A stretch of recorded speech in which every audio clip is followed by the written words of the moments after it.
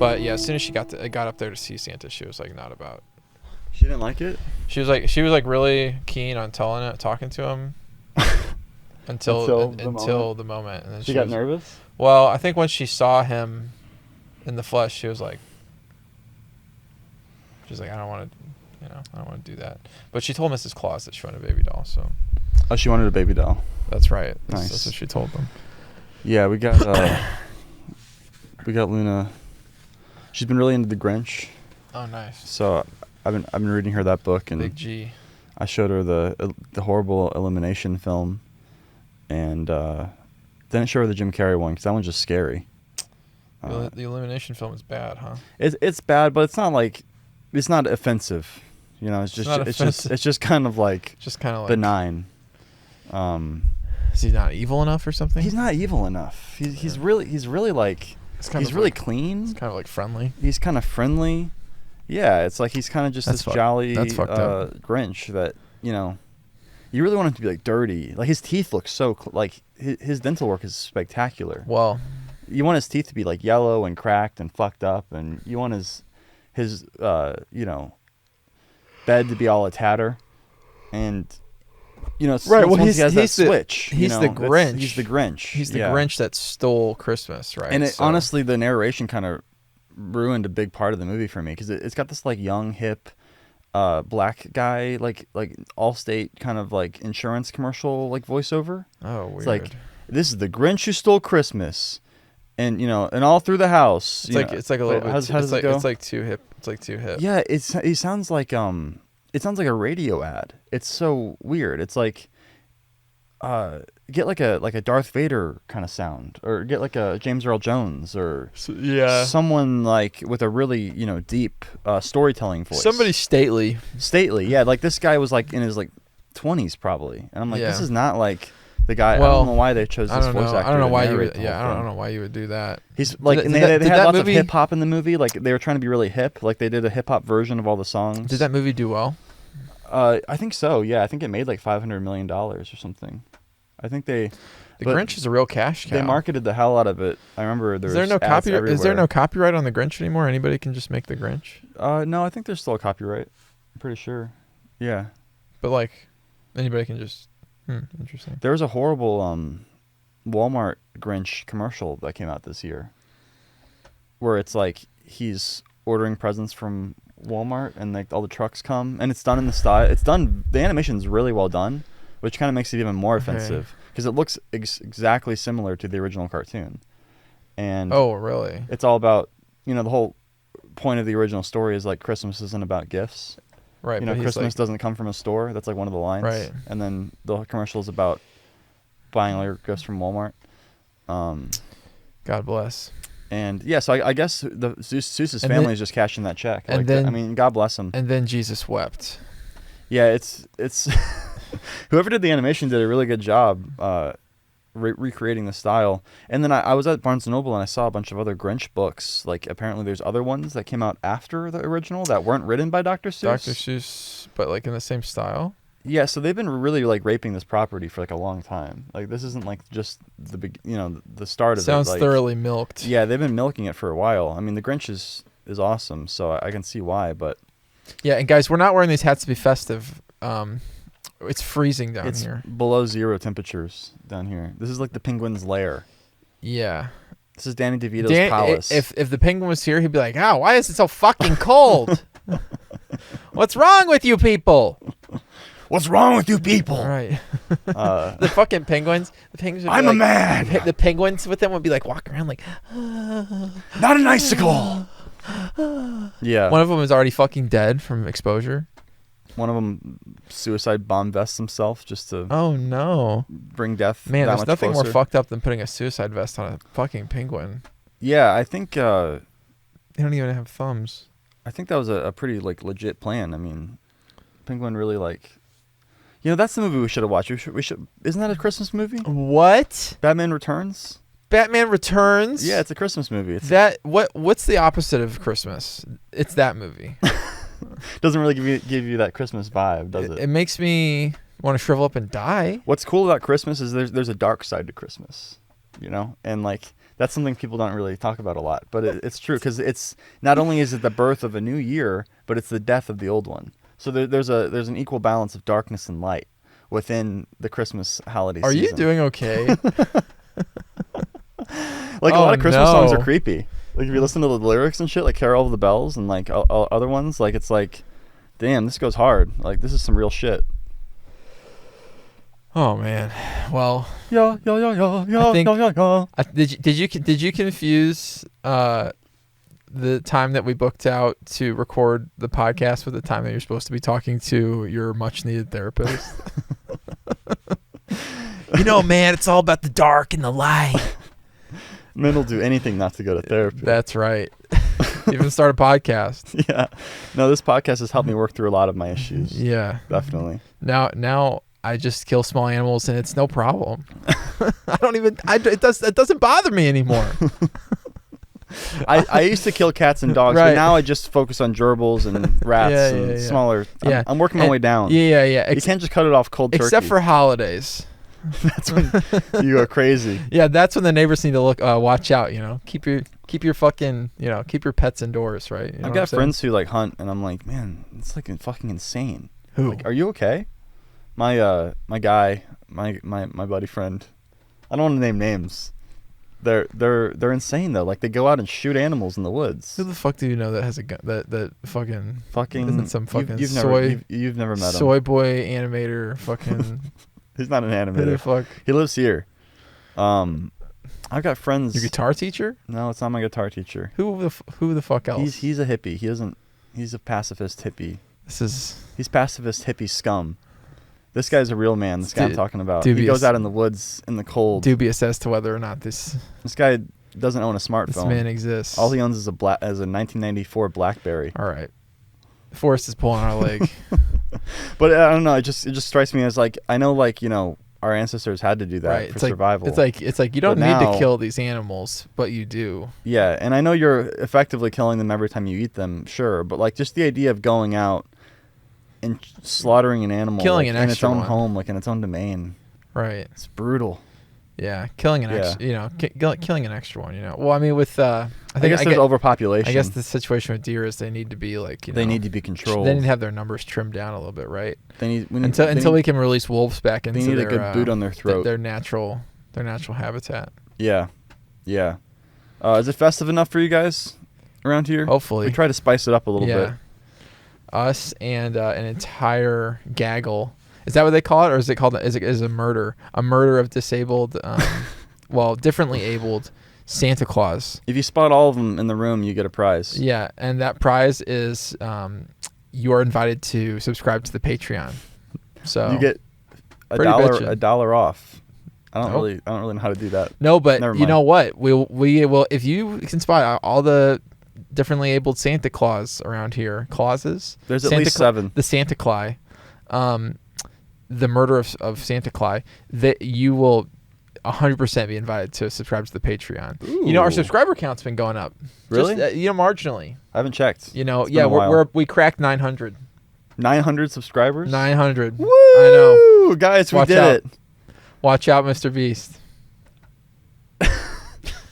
We're coming for you, buddy. We did it. We're almost at 1,000. We're coming for you, Jimmy. And that's when we shut down the channel.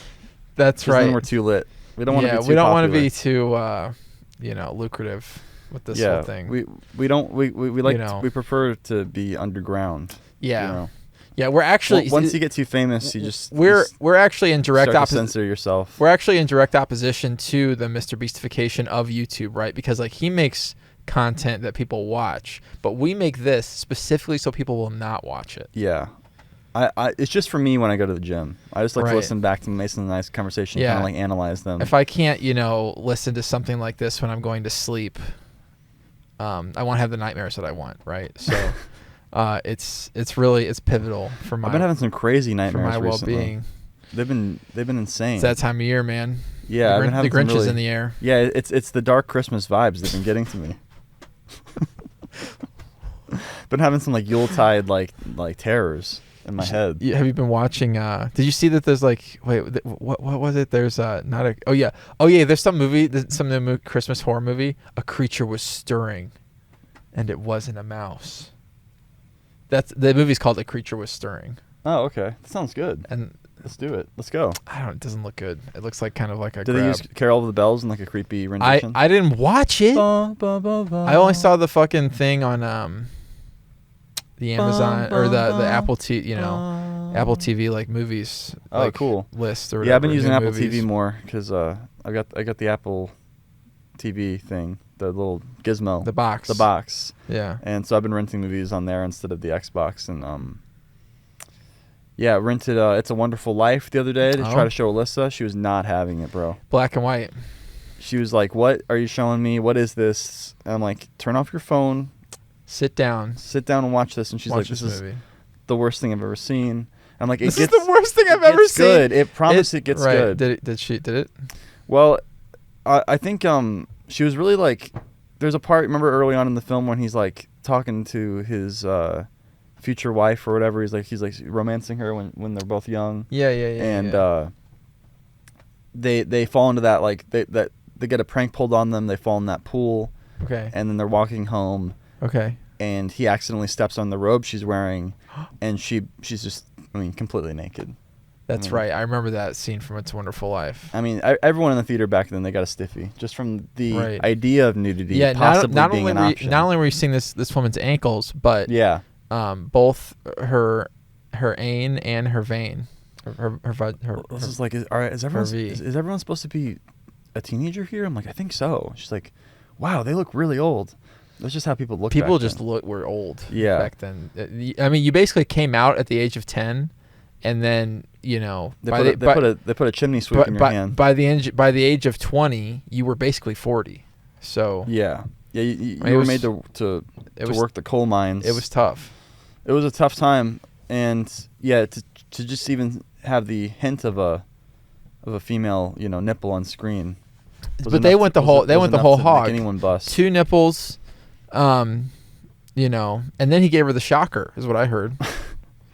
Now she fell into like a bush, and Alyssa was the shocker cut. This is like so unrealistic. Release. He stepped on her on like the release the shocker cut, like the belt of her robe, and the whole robe just came off. I'm like, it's a movie. I don't know. No, doesn't make it. Yeah, I know it doesn't make any sense. And then we just didn't get through it. Ah, man. Yeah, she wasn't about it. Well, I was like, it gets good. It gets better. Maybe next year. Yeah, the rental period already expired. Well, next year, no, though. We should cover it next year. Should have bought it.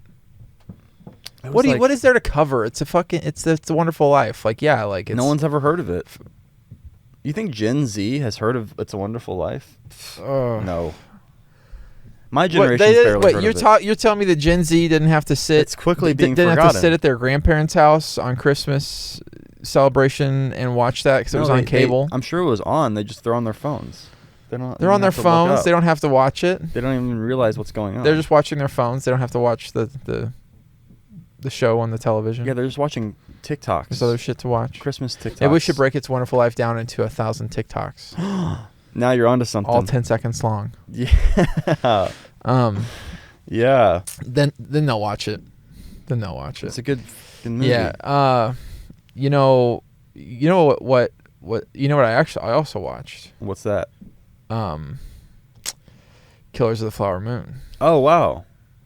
Nice. I don't know if we should talk. I don't know if you should. We should wait till you watch it. We can talk about it. Man, I don't think I'm gonna watch that one. You're not gonna watch it? Was it good? Might be a skip for me. I didn't think it was very good. Yeah. There's things that are good about it. It's one of those like eat your vegetables movies that I'm not really into. Man, it wasn't even really like that. It was fun. Was it a fun movie? I wouldn't call it fun either. Wow. It wasn't like I don't know. It wasn't like Eat Your Vegetables. Like this is like a pivotal piece of film kind of. Did you learn movie. anything?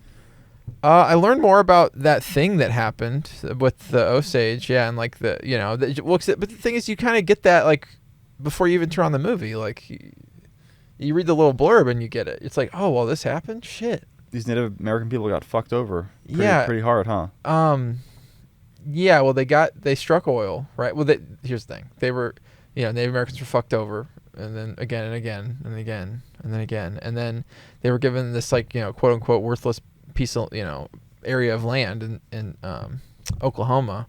Turns out that was a gold an oil it was oil land. There's tons of oil, right? So then the people of the Osage Nation were like the most wealthy like per capita at that point in time. Oh, nice. Yeah, well, I mean, it's a small population of Osage with a lot of money, right? I mean, they were rolling in it. That's great. They were rolling it. But then the white man came in, and they started, because the thing is, if you married an Osage lady, right, and then got her to sign over the rights to her heirs, right, and then you knocked her off, right, then you bumped her off. Wait, you marry her then kill her? Yeah.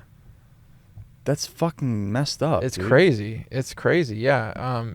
Or if so basically it was this like whole scheme to just like get the oil rights out of the hands of like the Osage families that had them, and then into the hands of like white people. So they have to like seduce, like send a bunch of hot guys in? They're not. I'll tell you what, they're not that hot.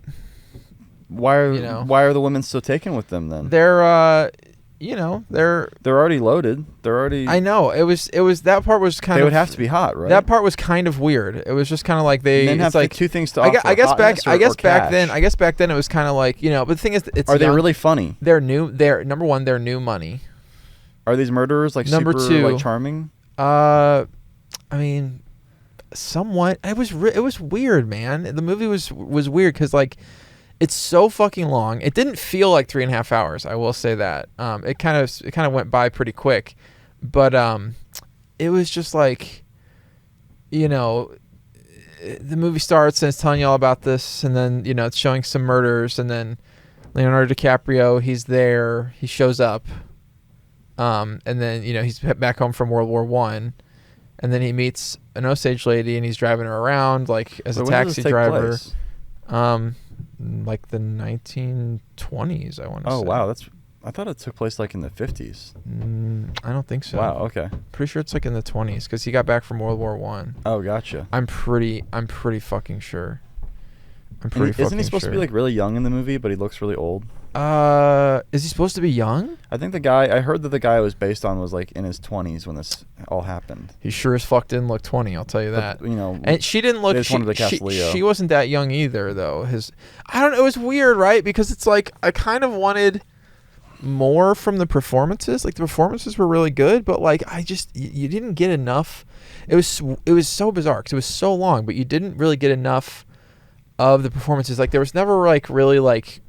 Characters didn't really have enough lines or something like at one time to be like, oh, this is a really good performance. Like the lady that played his wife, the Osage woman who played his wife, she did a really good job. She was really good, but like she didn't really.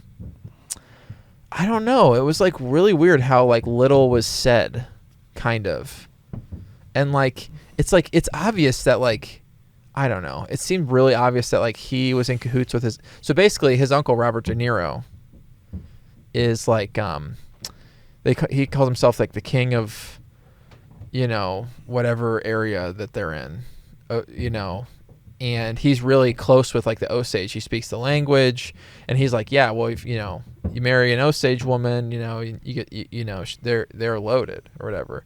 And Leonardo DiCaprio, I do like money. I swear I might like it even more than women. Is that a line?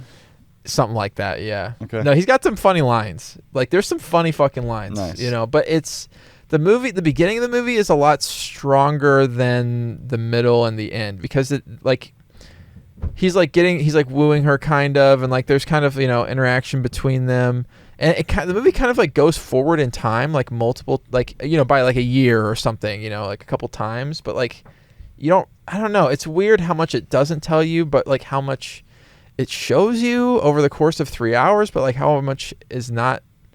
I don't know. So after like a couple white guys marry a couple like Native American women and they just all mysteriously die, wouldn't the word get out that like, hey, maybe we should stop marrying these white guys? Here's the thing, right? Is like a lot of them were already married at that point, right? And some of them were not married or anything. They were just bumped off. But then the next person, I don't know exactly what happens when somebody gets bumped off that's not married, right? Maybe that money goes back, it goes into the pool that goes into everybody else's.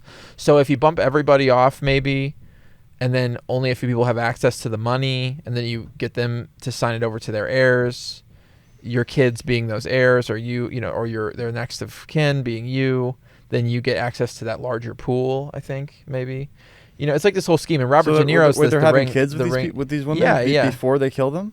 Yeah. So how long does it take before after the marriage? The movie takes place over like multiple years. So they're like planning on killing them for like 10 years. It's like weird, not 10 years, like 5 or I don't know. It's weird because like Robert De Niro is like the ringleader of this like conspiracy to like kill these people, and he's also like the deputy, and like basically all the white people in the town that like the doctors, the lawyers, they're all in on the it? sheriff, they're all in on this. That's conspiracy. so fucking creepy. Maybe I gotta watch this. That's fucking crazy. I don't know. It's like worth watching. I'm not saying it's not worth watching, but like I didn't walk away. Horrible, man. It was horrible. It was, and the thing is, if you might watch it, then I'm not gonna continue to talk about it. But don't spoil it. I think eventually I may watch it. You should watch it. It just looked kind of like boring and sad. It is. It's kind of sad. I will say, they get their comeuppance, kind of. Okay. The white folks. I like a good like. It was just weird. Like it didn't revenge flick. I wish there was more revenge. I wish there was more revenge. Yeah, I want them to like put their nuts in a vice or something. The thing is, it was good, and I was kind of waiting for it to become. Yes, man. It was good in a lot of ways. I was waiting for it to become great and be like, oh yeah, like here we go. Yeah, get to that next level. Like here's the fucking payoff. But I mean, it's worth watching. Like it's worth watching. I guess I would say maybe I said that. How many disabled Santas would you give it? Well, I don't know. I would say like watch it, but don't expect for it to be like revelatory. Like 7 is what I would say. I don't know, man. I can't rate it on a basis of differently able. Do it, motherfucker! Rate it. Wait. Do it, bitch. Why are you opening your mouth? Stop. I wasn't trying to do that. Fuck it. Never mind. That's the thing. You just gotta gay people out whenever they threaten you. You just gotta go like so start taking your pants off. Like if someone's trying to mug you, that's like the best way to avoid a mugging. Just start pulling your cock out. They'll just run every time. Mason's got it down. He's mastered it. Once they have bodily fluid on them, they're out. Give me those fingers, bro.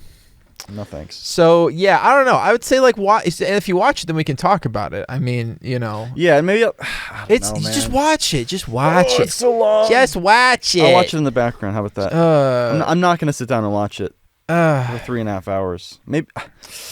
You know what? Maybe I could split it into 2 nights if I could. Probably you could. Alyssa. Probably you could. We're watching The Alienist right now.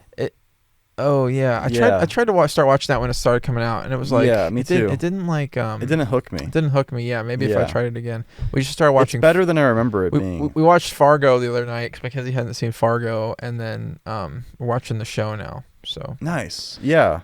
Have you seen the show? I have seen the show. Not all of it. I think I've seen the first seasons. 2 seasons. Like a few seasons. We just started the first season. It's pretty nice. Yeah, the first season is good. It's pretty good. Yeah, it's definitely it's like intriguing. It's a show to watch for sure. Definitely think about it, and look forward to the next episode type shit. Yeah, the new season is John Hamm in it, so that's season 5 though. Oh wow, season 5. Damn. Oh yeah, they're cruising. They're creeping up there. That's awesome. Yeah, anyway, so the movie we watched this week though. Yeah, Deck the Halls. The movie we actually watched, Deck the Halls. Should we pull up the trailer? Yeah, roll it. Well, are you gonna edit it in? Yeah, I'll edit it in. Okay, we'll watch it, but you'll be. There's a hair on this microphone. Let's see. Sorry about that, guys. You can't just put the audio in. This is a hair. Okay. No, I'll roll it for him. All right, but I want to watch the trailer. Yeah. Because I was curious myself. I didn't watch the trailer going into it. And the reason we watched this movie is because Mackenzie suggested it. I kind of felt like maybe as revenge. This is gonna be a good trailer, I can tell. Dr. Stephen Finch was Mr. Christmas. We always wear matching sweaters for the family Christmas card. Until the competition moved in. I'm Buddy Hall. These are my babies. Can I live here? Daddy, come look. You can see every house in the country from space. Where's our house? You can't see our house. Just hoping that one day I'd do something big. Buddy. Around here, I'm the Christmas I guy. don't think so. Now they're going head to head Watch and learn. for the holidays. That's gonna swell up. But the holidays Got the next 5 years of trees all lined up. might not be big enough for the both of them. I guess I'm the new Christmas guy. This isn't over yet. You're gonna cut his power, aren't you? He's coming! Secret I need to get out. Come on, straight back. This is gonna stop tonight. You want lights? I'll give you lights. Oh, gosh. You sure you've been watering that thing? It went up awfully fast. I really want my house to be seen from space. Are you kidding me? Jesus. Christ the Lord is born. Danny DeVito, Single. Matthew Broderick, I like the way you've duct taped the antlers to their heads. in the brightest Christmas story ever. I didn't see that coming. That could have ended badly. Deck the halls. Now that is something we could agree on. Hey, baby, who's your daddy? Dad? Oh, God. I'm your daddy. My eyes. That trailer, I feel like, doesn't do it justice. That trailer made it look a lot more exciting than it was. It was pretty good though. I don't know. It was kind of chill. Yeah, it was chill. It was kind of chill. It was like Yeah, it was okay. it was okay. Yeah, it was okay. Yeah. I was expecting it to be god awful. I really didn't like it when I first started watching it, I was expecting it to be really bad. but I warmed to it I liked how as it went on. so Matthew Broderick plays the town's optometrist, their eye doctor. Right, he's a big Christmas guy. He's a really big Christmas guy. He's like really like, but Christmas is like, he's got this whole like kind of advent calendar thing, and each day he flips it over like each day, and like there's a picture of like what they're supposed to do that day. So like day one is like, I don't know what day one was, but it's like When you hang the stockings. That's when you hang the stockings, right? And then like day two, it's like you flip the thing and there's like the picture, so That's he's when really you go pet a reindeer. He's really like boom, boom, boom, boom, boom. Yeah, I liked. So the movie starts and it's like there's like a nice miniature shot, a shot of like a nice. Yeah, I was miniature confused town. by that. Like, why did they need to do I a like whole that. miniature set for that town? I liked it. I thought it was quaint. I wanted to get a better look at it, but then they cut away really fast. I know. Yeah, And it was. What was the point? Because it's not like did they use the miniature shot or that miniature later? Maybe like at some point when they like zoomed into the Earth or something from Earth or. Yeah, because I was wondering the effects on the house, the actual Danny DeVito's house that he like puts all these Christmas lights on, were really good. Yeah. And like that wasn't done like practically. Like there's no way they like synced up all that imagery. Like that was like superimposed. What are you talking about? Like the LED stuff? Yeah, all the LED eventually? stuff. Yeah, like that wasn't like done in camera. You think so? Why they could do that? You could put that on a house. I don't think so. It wasn't. I feel like if you're gonna do it LED, you would have done it like a little better. Whatever they did, it looked really good. I think they just did it. I don't think so. It was too complicated. There were too many setups and too many different things. But and it had to sync with the music think too about much. think about the music, about the budget of this movie. Like how much did they spend on it? I mean, that was the only expense. I don't know. When did this come out? 2006. Wow. Yeah, I mean, I feel like it looked way too good for them to have. Maybe done the that in house post. was a miniature, or maybe, and then maybe they did it on a miniature house. Maybe I feel like I was trying to like look for the seams. I was like, how did they do this? How are they pulling this off? I feel like you could do that. I feel like you could do that. It didn't seem like correct though. Like the LED panels didn't. It didn't seem like each bulb couldn't project that much color. I don't know. Maybe you're right. I don't know. Yeah, I don't know. It kind of threw me for a loop. It seems. If anyone knows about that, let me know. Yeah, I don't know. I want to go on IMDb. I would believe that it was impressed with the I believe visuals. that it was a practical thing because I feel like there was the LED technology to do that back then. I mean, it's like basically it's just like a jumbotron. It's just like a big jumbotron or something, like a sports stadium. You're right. Yeah. So and like they could do that. It was just synced up so perfectly to like. Well, yeah, I mean, you know, you got a whole fucking I thought crew. it had to be editing. You had a whole crew. I mean, sure, there's edit. You know, I don't know. It's like you got the whole crew. I mean, you're putting the music in post. Yeah. Yeah, but then the other visual effects were so bad. Right. So Yeah. that's what really leads me to believe that it was like practical. Yeah, there's like, well, I guess we'll start with the plot first, right? Yeah. So he's like the town Christmas guy. There's even a moment where Matthew Broderick goes, "I'm the Christmas guy around here," and I thought they'd use that in the trailer. Look at me, I'm the Christmas guy. I thought they'd use that in the trailer for sure. That moment where he says, "I'm the Christmas guy," but they didn't. So you watched the trailer before you watched the movie? No, I just okay. watched it just now. Okay, gotcha. I just was kind of imagining what the scenes trailer from might the be. movie they would use, and they didn't use that. It was weird. The trailer makes it feel like a more like zany kind of movie than it is. 'Cause it's like there's like funny, goofy stuff that happens, but it's not very zany. Yeah, it's pretty laid back. It's pretty laid back. It's like, you know, nothing's ever too high pressure. Nothing's ever like that high of energy except for like a couple scenes. Nothing's ever really that funny either. Yeah, there's a couple knee slappers, I thought. There's a couple moments.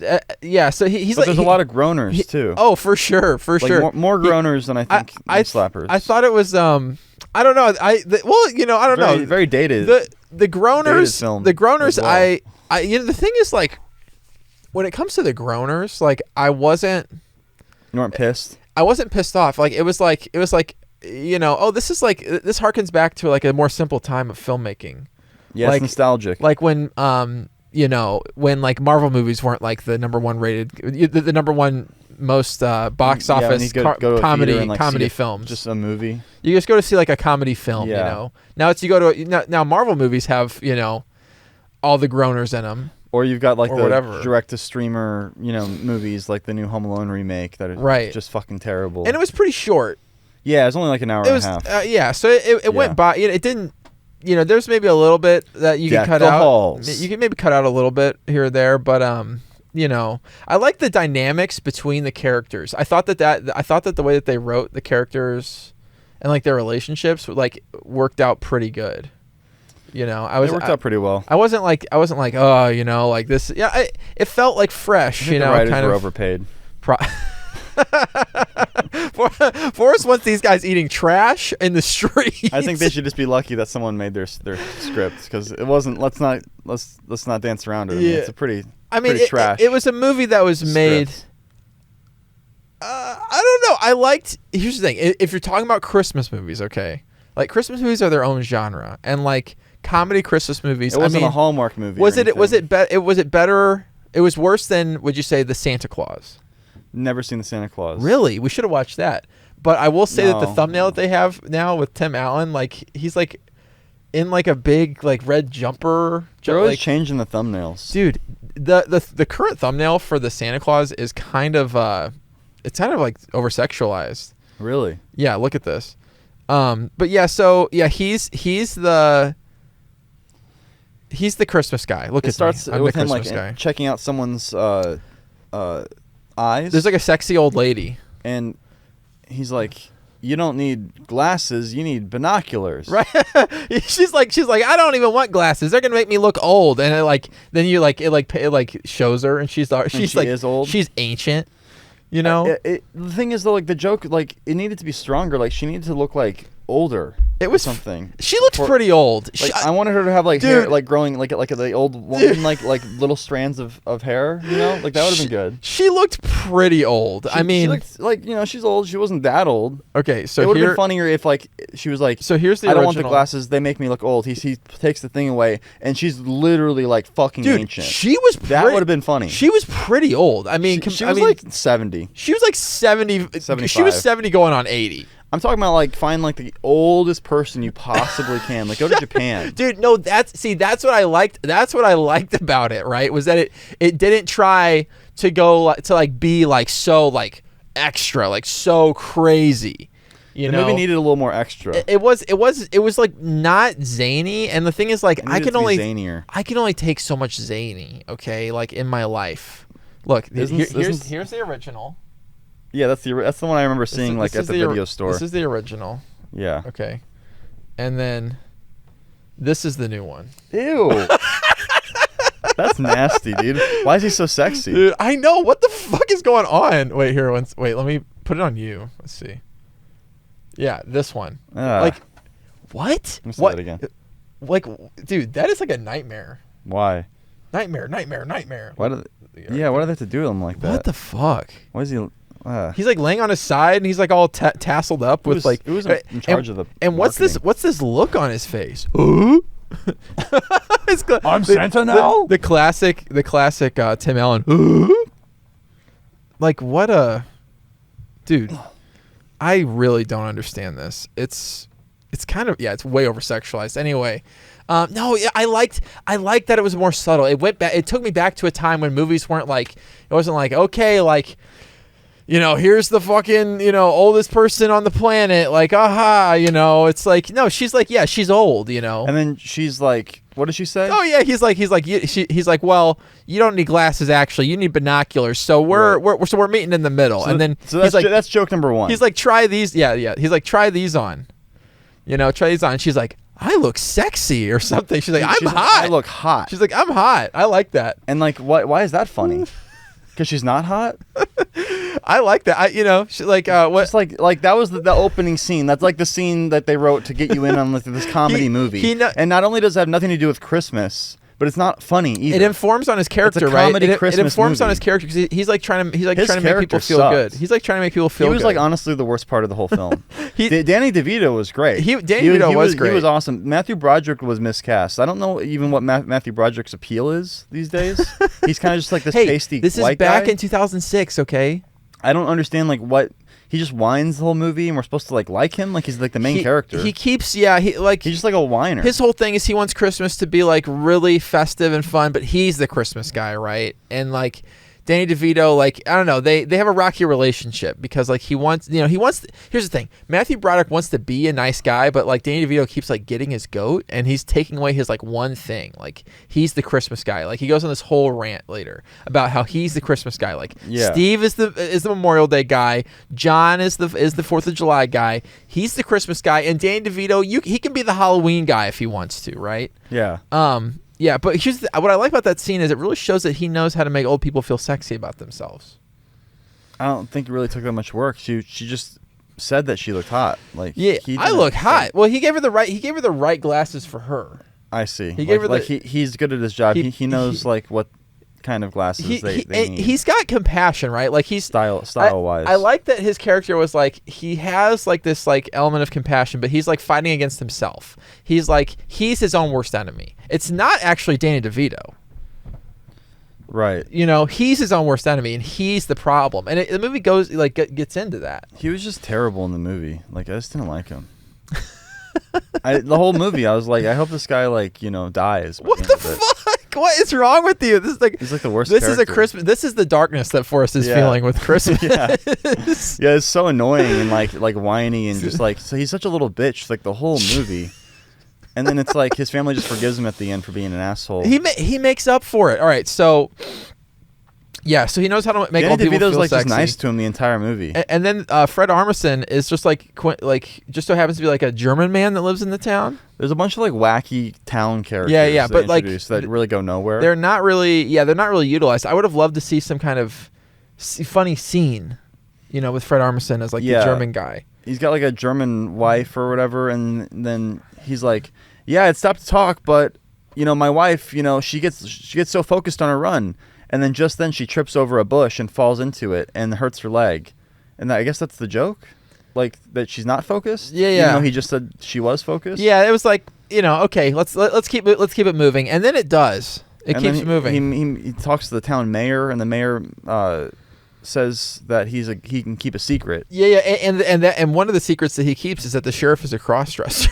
That comes back more times than I expected. They set that up, and they really like kept hammering that whole but bit home. It's funny because it never really pays off.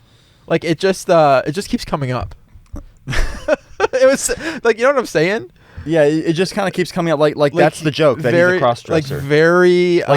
That's worthy of ridicule. Kind of like subtly, not even ridicule. Just like that, it's funny. Like I don't think it's funny that he's a cross-dresser. It's funny that he's a cross-dresser shouldn't be dressing in women's clothing. Because like he, obviously he is, and obviously the guy is like at one point he's like scratching his like bra strap or whatever. Yeah, and like, but Matthew Broderick, I don't. It didn't. It was funny, right? Because it wasn't like. The town's just full of these wacky characters. It just it just rides the like. It didn't like. It wasn't like cross dressers. It was like like this guy's a cross dresser. Like what's that about? Yeah, kind of. I don't know. Kind of self-explanatory, right? Like he is a cross-dresser. Yeah, because I like this thong.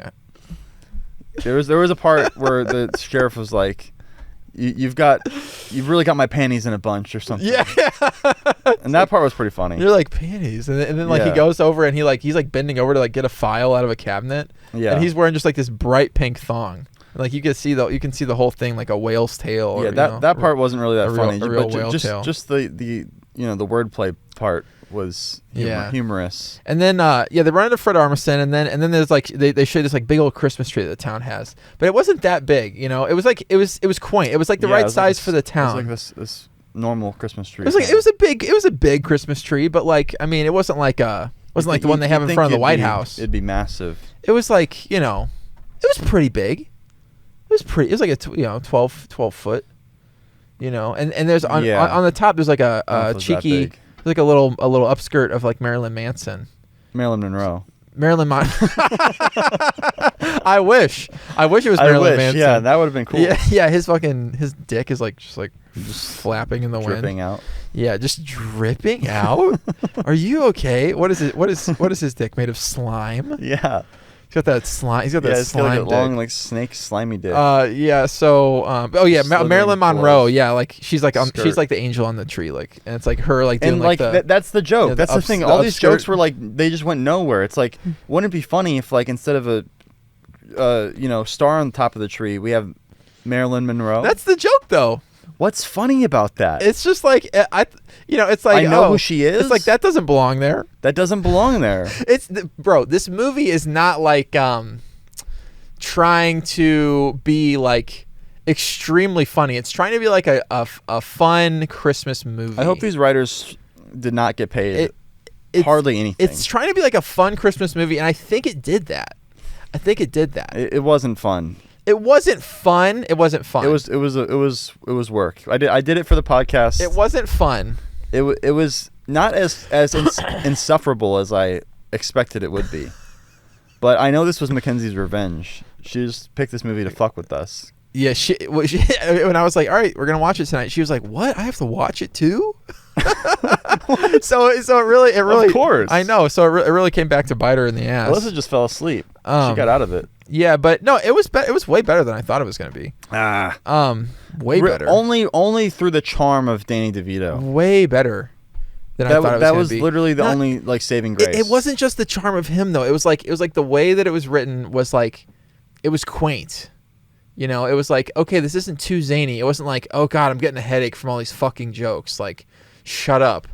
Like, it was like, okay, like here's a joke. Like, it wasn't the Marvel humor. It's slightly funny. It wasn't like the modern terrible humor. It was like the nostalgic terrible humor. It was like there was some moments that were more than slightly funny though. There were some moments that were more than slightly funny.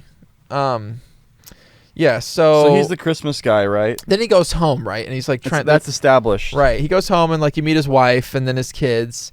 And one of his kids is played by maybe Funke. Right. I really like that. I like that she was in it. I guess that was like really like she was really like top billing back then for like an angsty teenage girl. Angsty teenage girl. She didn't really do much though. They could have really used her a lot more. I felt like basically and his son is a 10-year-old with a midlife crisis apparently. Where was that? I wanted to see more of that. Both his kids are like depressed and neurotic and like their family sucks basically. I wanted to see more of that. It's not for it was not that dark. The 10-year-old boy is like he's kind of horny. Yeah, he's like a horny 10-year-old boy. He's like a horny 10-year-old boy. Yeah, pretty horny for a 10-year-old. Like more so I'd say than your average 10-year-old. He's like a peeping Tom. Your classic like run of the mill like 2006 comedy jokes. Like whatever you think the movie is, like that's pretty much what it is. Like you don't really have to write it. It's just kind of like assumed. Yeah, the script just kind of manifested itself into existence, and then they shot it. They go back. He goes back to his house, and he's talking about dinner with his wife, and she like makes something. His wife like does. Oh yeah, his wife's played by that lady from Sex and the City. She like Mackenzie as soon as she hit the scene, Mackenzie's like, damn, she's got a dump truck. Yeah, I think she's the hottest one from Sex and the City. Mackenzie really was really thought she had quite the ass. Really, I didn't really notice her ass, but for her body, you know, she was, you know, her ass was like, you know, I mean, it was, you know, well proportioned. What's anyway, her name in Sex and the City? I don't know. I'm gonna look it up. So yeah, and then he goes back home, and she's like trying to feed him something, and he's like, "Oh, this is great," and she's like, "No, it's terrible, isn't it?" He's like, "Yeah, you know, it is," or whatever. And then she's like, she's like, "Anybody want pizza?" Oh yeah, she plays Charlotte York. and that really makes me feel like I want to start announcing dinner like that. Like, you know, like I know that they're gonna have it, but it's more of a question you ask everybody at the same time. Like, who wants pizza? Who wants pizza? Yeah. I don't know. That pizza looked really bad too. It was just like They cut to like an insert shot of the pizza, and it looked like it had been sitting there, like they'd been setting the shot up for a long time, and it just really got dried out. Yeah, it looked like one of those Costco cheese pizzas that you get like in the 4-pack. And they all grabbed it at once, like there was an over the head shot. Yeah, that's a good. Everyone grabs it at once and pulls it apart. It's like, all right, it's Forrest. What? What do you want? I just want like. What do you want from a Christmas movie? I don't know. The vibes were off. You wouldn't be happy with any Christmas movie. It just would have been like, I don't know. Just don't do that. The vibes were off because you were bringing this. That's not funny. You were bringing this Christmas darkness. What's funny about that, bro? It's not supposed to always be funny. It's supposed to. Yeah, it is. That's a joke. The joke is she fucked up dinner. Like the dinner she planned wasn't good. So then she yells out, "Who wants pizza?" And then it cut to they're all eating. That's not a joke. Yeah, it is. That's just a cut to. It's just like, oh, like their family's so quirky. Like what? That's not quirky. Who wants pizza? No, like that's the joke. Is like she fucked up, and then now she has to serve pizza. I think it was just kind of like establishing like what her like job is and stuff, and like her just like character. It's quirky. I don't think it's a joke. Yeah, it's not supposed to be like a laugher. That's like a lot of the jokes in this movie. Exactly. Like quirky moments. Exactly. And then I'm supposed to like go like, huh. It's like it's just keeping a upbeat tone. It's like a movie. It's like a real like upbeat like kind of tone poem. It could have been. The premise was good. It could have been a lot funnier. There were so many moments where I'm like, this is a missed opportunity, bro.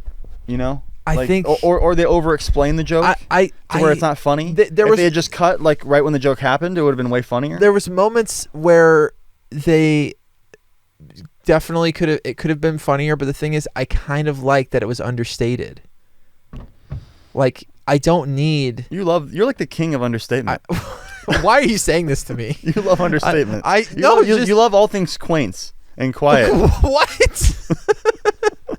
What is this like? Yeah. Okay. Well, yeah. Next, I'll wear the fucking official badge next time. No, it's just like out of some movies. Here's the thing. I was expecting it to be like an absolute fucking terrible shit show. Okay, of like wacky thing after wacky thing after goofy ass fucking you know, and like, but I felt like it was quaint and you got to know the characters a little bit, and then the characters, the way that they're written, kind of defied expectation, because it was like I'm expecting, okay, you know, these guys are going to be just like total enemies, like the families are going to be enemies, you know. It was written kind of intelligently in that sense of like the conflict is really minimal, you know, but like it's still there, and you're like, you know, how's it going to play out? Kind of. I mean, you know how it's going to play out. Yeah. But how are they going to get from A to Z? And like, you know, when is he going to learn his lesson? You know, how's he going to learn? Yeah, it didn't seem like the stakes were all too forced. Nothing seemed like too. Yeah, like if it was made today, like, it would probably be like like a shot every second. You know, the editing would be a lot more rapid, and the stakes would be a lot higher, and everything would feel way more forced. It wasn't that like. So in that sense, it was more pleasing. It wasn't to the senses. It didn't feel like that contrived. It was sure, yeah. You know, I mean, obviously it's goofy. It's a low bar though. What's a low, like compared to like what do you mean? I just don't want this movie to feel contrived. Like, yeah, like that's like a good start. I mean, like, it has a lot. I mean, of work to do after watching reaching that like minimal goal. Bro, for a Christmas movie. Why can't a Christmas movie be good? Name a good one. All the King's horses and all the King's.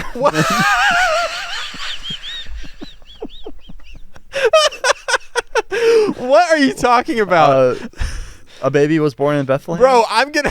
Where's the brick? 1972? We need to have like a set brick when you start going crazy on me. No, the king's horses, not the king's men. Making shit up. No. I'm just saying, like, what about, like, A Christmas Story, or a Christmas Carol, A Christmas Story is, or a Muppets Christmas. A Christmas Story is like one example of a movie that is like a Christmas movie that's good. Yeah, that's a comedy. That's a Christmas movie that's true. actually good. And that's true. Are there any more? Well, in terms of like Christmas comedies, is that what you're talking about? Yeah. Just Christmas movies in general. I mean, what are other good Christmas movies? It's a Wonderful Life. That's The Dark Knight Rises. Oh, it snows in that movie, bro. Like a lot. They're all wearing, oh my god, clothes. dude! Like, there's not really Christmas in it. But, oh my god, dude! Die Hard is a Christmas movie. Die Hard is kind of a Christmas movie. It's not like a movie. It's not like a movie about Christmas. It's a movie about. It's got Christmas music in it, and it's got Christmas trees, and it's a movie that takes place during Christmas. During it's not Christmas. like a Christmas movie. This movie also takes place during Christmas, but it takes place actually in the 25 days leading up to Christmas. So right, but so we never even see Christmas. No, we get two. Do we get two Christmas? I don't know. I can't so. remember. I think it ends like Christmas Eve or something. Because like there's Christmas definitely been good Christmas movies. Like what? Movies about Christmas. It's not a good excuse. Movies about Christmas that are like fun family comedies. Fun family comedies. A Christmas Story. That's one. I'll give you that. There's one. Let's see what. Let's.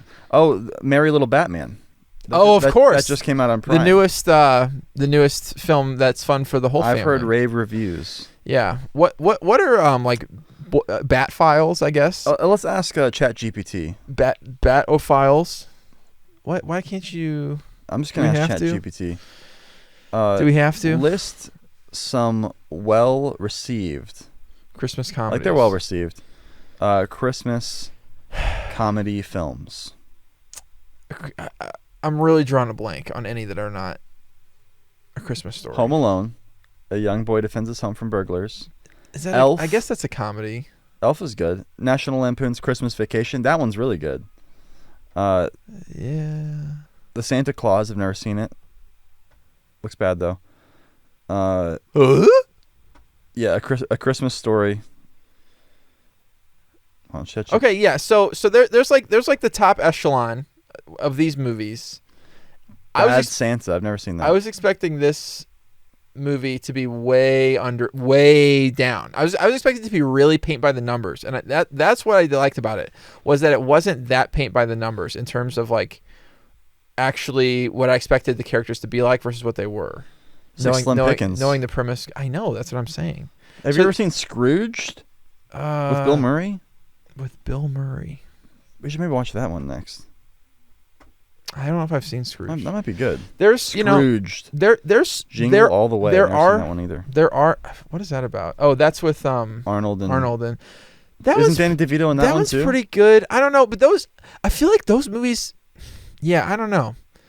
Like, is he in that one? I don't think he's like. I don't know if he plays a prominent role.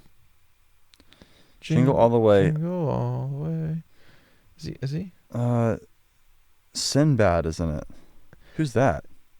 That's like yeah, Jake Lloyd's in it. He plays like. Have you never seen that movie? No, I've never seen it. Oh, that was like one of my favorite Christmas movies when I was a kid. Really? Yeah. No. I'm thinking I'm thinking of Twins. The one with Arnold and. It's pretty good. They play twins. It's pretty good. It's not. I don't know. If I watched it today, I probably would. I don't know. I guess you're right. It's kind of slim pickings when it comes to the Christmas comedies. Yeah, that's what I'm saying. Well, so like there's like the top echelon, right? Elf. But like the thing is, if I watch Elf today, I wouldn't think that it's funny. I don't know. I haven't seen it in a while. It's like okay. I mean, it's like got to be better than this. It's like sure, it's better. It's a better movie. This movie had some real stinkers. It's a better movie, but like it also kind of like. I'm excited to get to the parts that I really hated. Your expectations.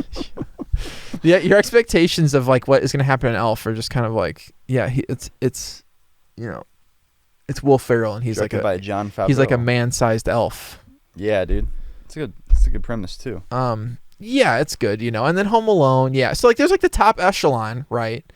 And then like this. Okay, here's the thing. This movie had literally a 6%. Had enough, or are you thirsty for more? A 6% on Rotten Tomatoes. It does not deserve a 6%. It's better than a 6%. Wait, this movie Yes. has a 6% Yes. on Rotten Tomatoes? Yes. Holy shit. That's so terrible. I know. People really fucking hated it. I know, and They despised it. And I went into it, and I'm like thinking, like, okay, here's a 6%er, A 6%. or something. Just I'm keeping that. I have that, like, Wow. I've seen that, right, related to it. The thing is, it wasn't that very, bad. very difficult to give this movie a positive review. So if you're boiling it down to like, I thought it was like okay. that's like, what Rotten Tomatoes does, though, right? They boil it down to either positive or negative, right? It's 1 or 0. I mean, in terms of Christmas movies, I don't think a single sane person could give this movie a positive review. What? I would say in terms of Christmas movies, if you've seen all the other ones, yeah, this one might be fun. If you've like, if you're looking for like a fun Christmas movie to watch, it's only an hour and a half. You want to watch a Christmas movie. Maybe if you're like, I wouldn't recommend you watch it in July. No. It's if you're looking for a Christmas movie that's fun and you feel like you've seen them all, right? If you get stuck at the airport This on your one- way to visit shut family up. for the holidays and you have it's a literally very- nothing else to it's do, a very and you're just trying to pass the time. It's a very specific niche of Christmas movies, and Danny DeVito's good in it. Yeah, Danny DeVito's a national treasure. Danny DeVito's good in it, and but he plays good in other stuff. You can get your Danny DeVito fix from other films. What I like though was that he doesn't play the usual like trash panda, kind I'm of a trash man. Right. Yeah. Like Danny DeVito, just like reprehensible guy. that No, he see, usually I plays. wanted him to be like dirtier. I liked that he wasn't. I wanted him to be like more conniving, more like ridiculous. I liked that he wasn't. He was the good guy. He was the nice guy. Like Until you fuck with them, don't fuck with them. Yeah, I kind of wanted him to be like more like sinister from the beginning, and then have that contrast with like Matthew Broderick being this really like nice guy. They were both just kind of nice. That was good though. And I liked. It didn't like. I liked that. So when they're like fighting each other like later on, the conflict in it seemed like very like realistic or like earned. It wasn't. It did. It was Danny like DeVito's thing was that he was just kind of stupid. So like he just kept like causing problems like inadvertently. Danny DeVito like has like a good heart. Okay, so you're introduced to Matthew Broderick's family, and then like it's nighttime. They're laying down. They're about to get it in or whatever, and like, oh, what's this like clinking and clanking sound? Oh, a family's moving in across the street at 3 a.m. in the morning. He's like, who moves in the middle of the night? Right. A meth lab? That's literally how we talk the entire film. I was working on my Matthew Broderick impression. And then so then they move in, and it's like you're thinking like, oh, like they're just gonna be like, I don't know. I thought they were gonna be like like really like unlikable and stuff, and like they pull up in the middle of the night, and it's like the moving van is like really loud and clunky. Yeah, and they got the making a lot cheap of noise. one. Like They got the cheap one. Yeah. And he's like, who moves in the middle of the night? Right. And it's like, so the joke is that like they're obnoxious. Why? Well, it's just like it's a bad impression, but really it's just because he's uptight. He's just too uptight. It only matters because he's uptight. But like, why are they moving in the middle of the night? Just to annoy people? Because Danny DeVito, he's kind of a weird guy. He's kind of just a weird guy. He's kind of just a weird guy. He's just kind of spacey. He doesn't really like. He has a hard time with like the normal like conformities on the spectrum of like social like stuff. Okay. He's not like very like. His character was kind of just like vague. Yeah, it just seemed kind of like his character was just whatever it needed to be in the moment. I kind of liked it. No, I mean it was. I thought it was pretty solid. I thought it was like he's nice, right? He's kind of an oddball. He can sell anything to anybody. I like that. I like that. Yeah, I like that too. He can sell it to anybody. He's got his family, right? They should have played that up more. Like he's more charismatic. Yeah, there was some things that you could really zero in on a little bit to play up more, but you really want to keep it tight, right? You only got an hour and a half. I don't know. I feel like the dual nature of him being like, very charismatic. He can sell anything to anyone, but then also he's like this klutz like moron. It didn't like make sense. He's like smart. He's smart in the ways that he is, but he doesn't have like but like in other ways he doesn't really have like tact. Just doesn't make. It's like two conflicting things. He's kind of like he's kind of like an oddball kind of guy. Like you have to know like how to like talk to people. if you're gonna be able to sell anything to anyone. But then he doesn't understand like sarcasm. He knows how to sell things. He knows how to sell things to people, right? Because here's the thing. He's done every job. He's done it. He's like he's sold washers. He's sold dryers. He's sold insurance. You know, he's sold all these different things, but he can never find the one thing that he really wants to do in life. So he's had all this experience, right? But like he's moved from place to place. He's never really settled down in one spot. He's got his hot wife. Why? He met her. He met her when he. His kids are basically like out the door. Like he's basically like raised his children. Like, what do you mean you've never settled down in like one spot? Well, because like, they kept moving around. Why though? Because he's looking for the something that really makes him feel good inside, you know. So he has to move from town to town to do that. I guess so, man. That's the characters like didn't make any sense to me. The script, I'm good. telling you, dude, is full of holes. It was good. The whole script, dude, like, made no sense. The characters made no sense. Like. I thought his character made sense. I don't know. I've kind of felt for him, you know. It's like, hey, you know, just like whatever they needed it to be in the moment. No, that's what it came off. No, to me they set his character up, and then they kept the things going. You know, it was like, yeah, he's really friendly, right? Here's the thing, he's really friendly, right? Yeah, he was like really nice and outgoing. So it works with the sales stuff, right? So when people are being negative to him, he doesn't really, you know, it doesn't really faze him so much. Well, there's just a collection of like awkward scenes, I guess. Like, and it's supposed to be funny because the Danny DeVito's family's so wacky. Like, he goes over to invite, you know, to meet Matthew Broderick. It's the next morning, and Matthew Broderick's going to pick up his paper. Yeah, and then Danny DeVito, I guess, scares him, and then Matthew Broderick spills coffee on himself. He's like going to pick up his paper, and Danny DeVito's like, he grabs it. He grabs the paper. Out from under his foot or whatever. Or out from under his hand, and like then Matthew Broderick's like, whoa, and he goes coffee, and then Danny's like, oh, let me hold that for you, you know, and he's like talking to him and introducing himself. He's like, I was tasered once, and I made a face just like that. Yeah, and I'm man enough to say I wet myself. Yeah, he's wacky, you know, and then his wife comes over, and she's wacky, and they're just very forward, and they're very like, you know, what like. You know, what's the word? To rewind a little bit, like Matthew Broderick describes himself. He's like I'm not intense. I'm just extremely organized. And I'm thinking like, Matthew Broderick's the more stuck up one. They're more loose and fun. You know, he's not intense. He's just extremely organized. Okay, Mr. Serial Killer Man. Like is this Hannibal Lecter? Yeah, Matthew Broderick would be good like as a serial killer. I feel like he's got like this like really like kind of creepy like expression. It's almost like his face didn't move the entire movie. Like he just like had this gaunt like kind of like blank stare like the entire film. And I'm like, they took away his Prozac. What is his like appeal? Like I feel like they needed to cast like a different actor in this role. Like it just wasn't. He was kind of supposed to be the one with the stink face, you know. And then I don't know, man. So you know, Matthew Broderick, he's like out there with his you know, in his robe or whatever, and then Danny DeVito's wife comes over, and Matthew Broderick gets a stiffy. Wait, Matthew Broderick gets a stiffy? Yes. From seeing his wife? Yeah, because she's got her like boobs out or whatever. She's like, you know. I thought it was just like, you know how you get like a hard on kind of in the morning. He's like nervous because she mentions that she can see his hard on. She's like don't put the little guy away on my account.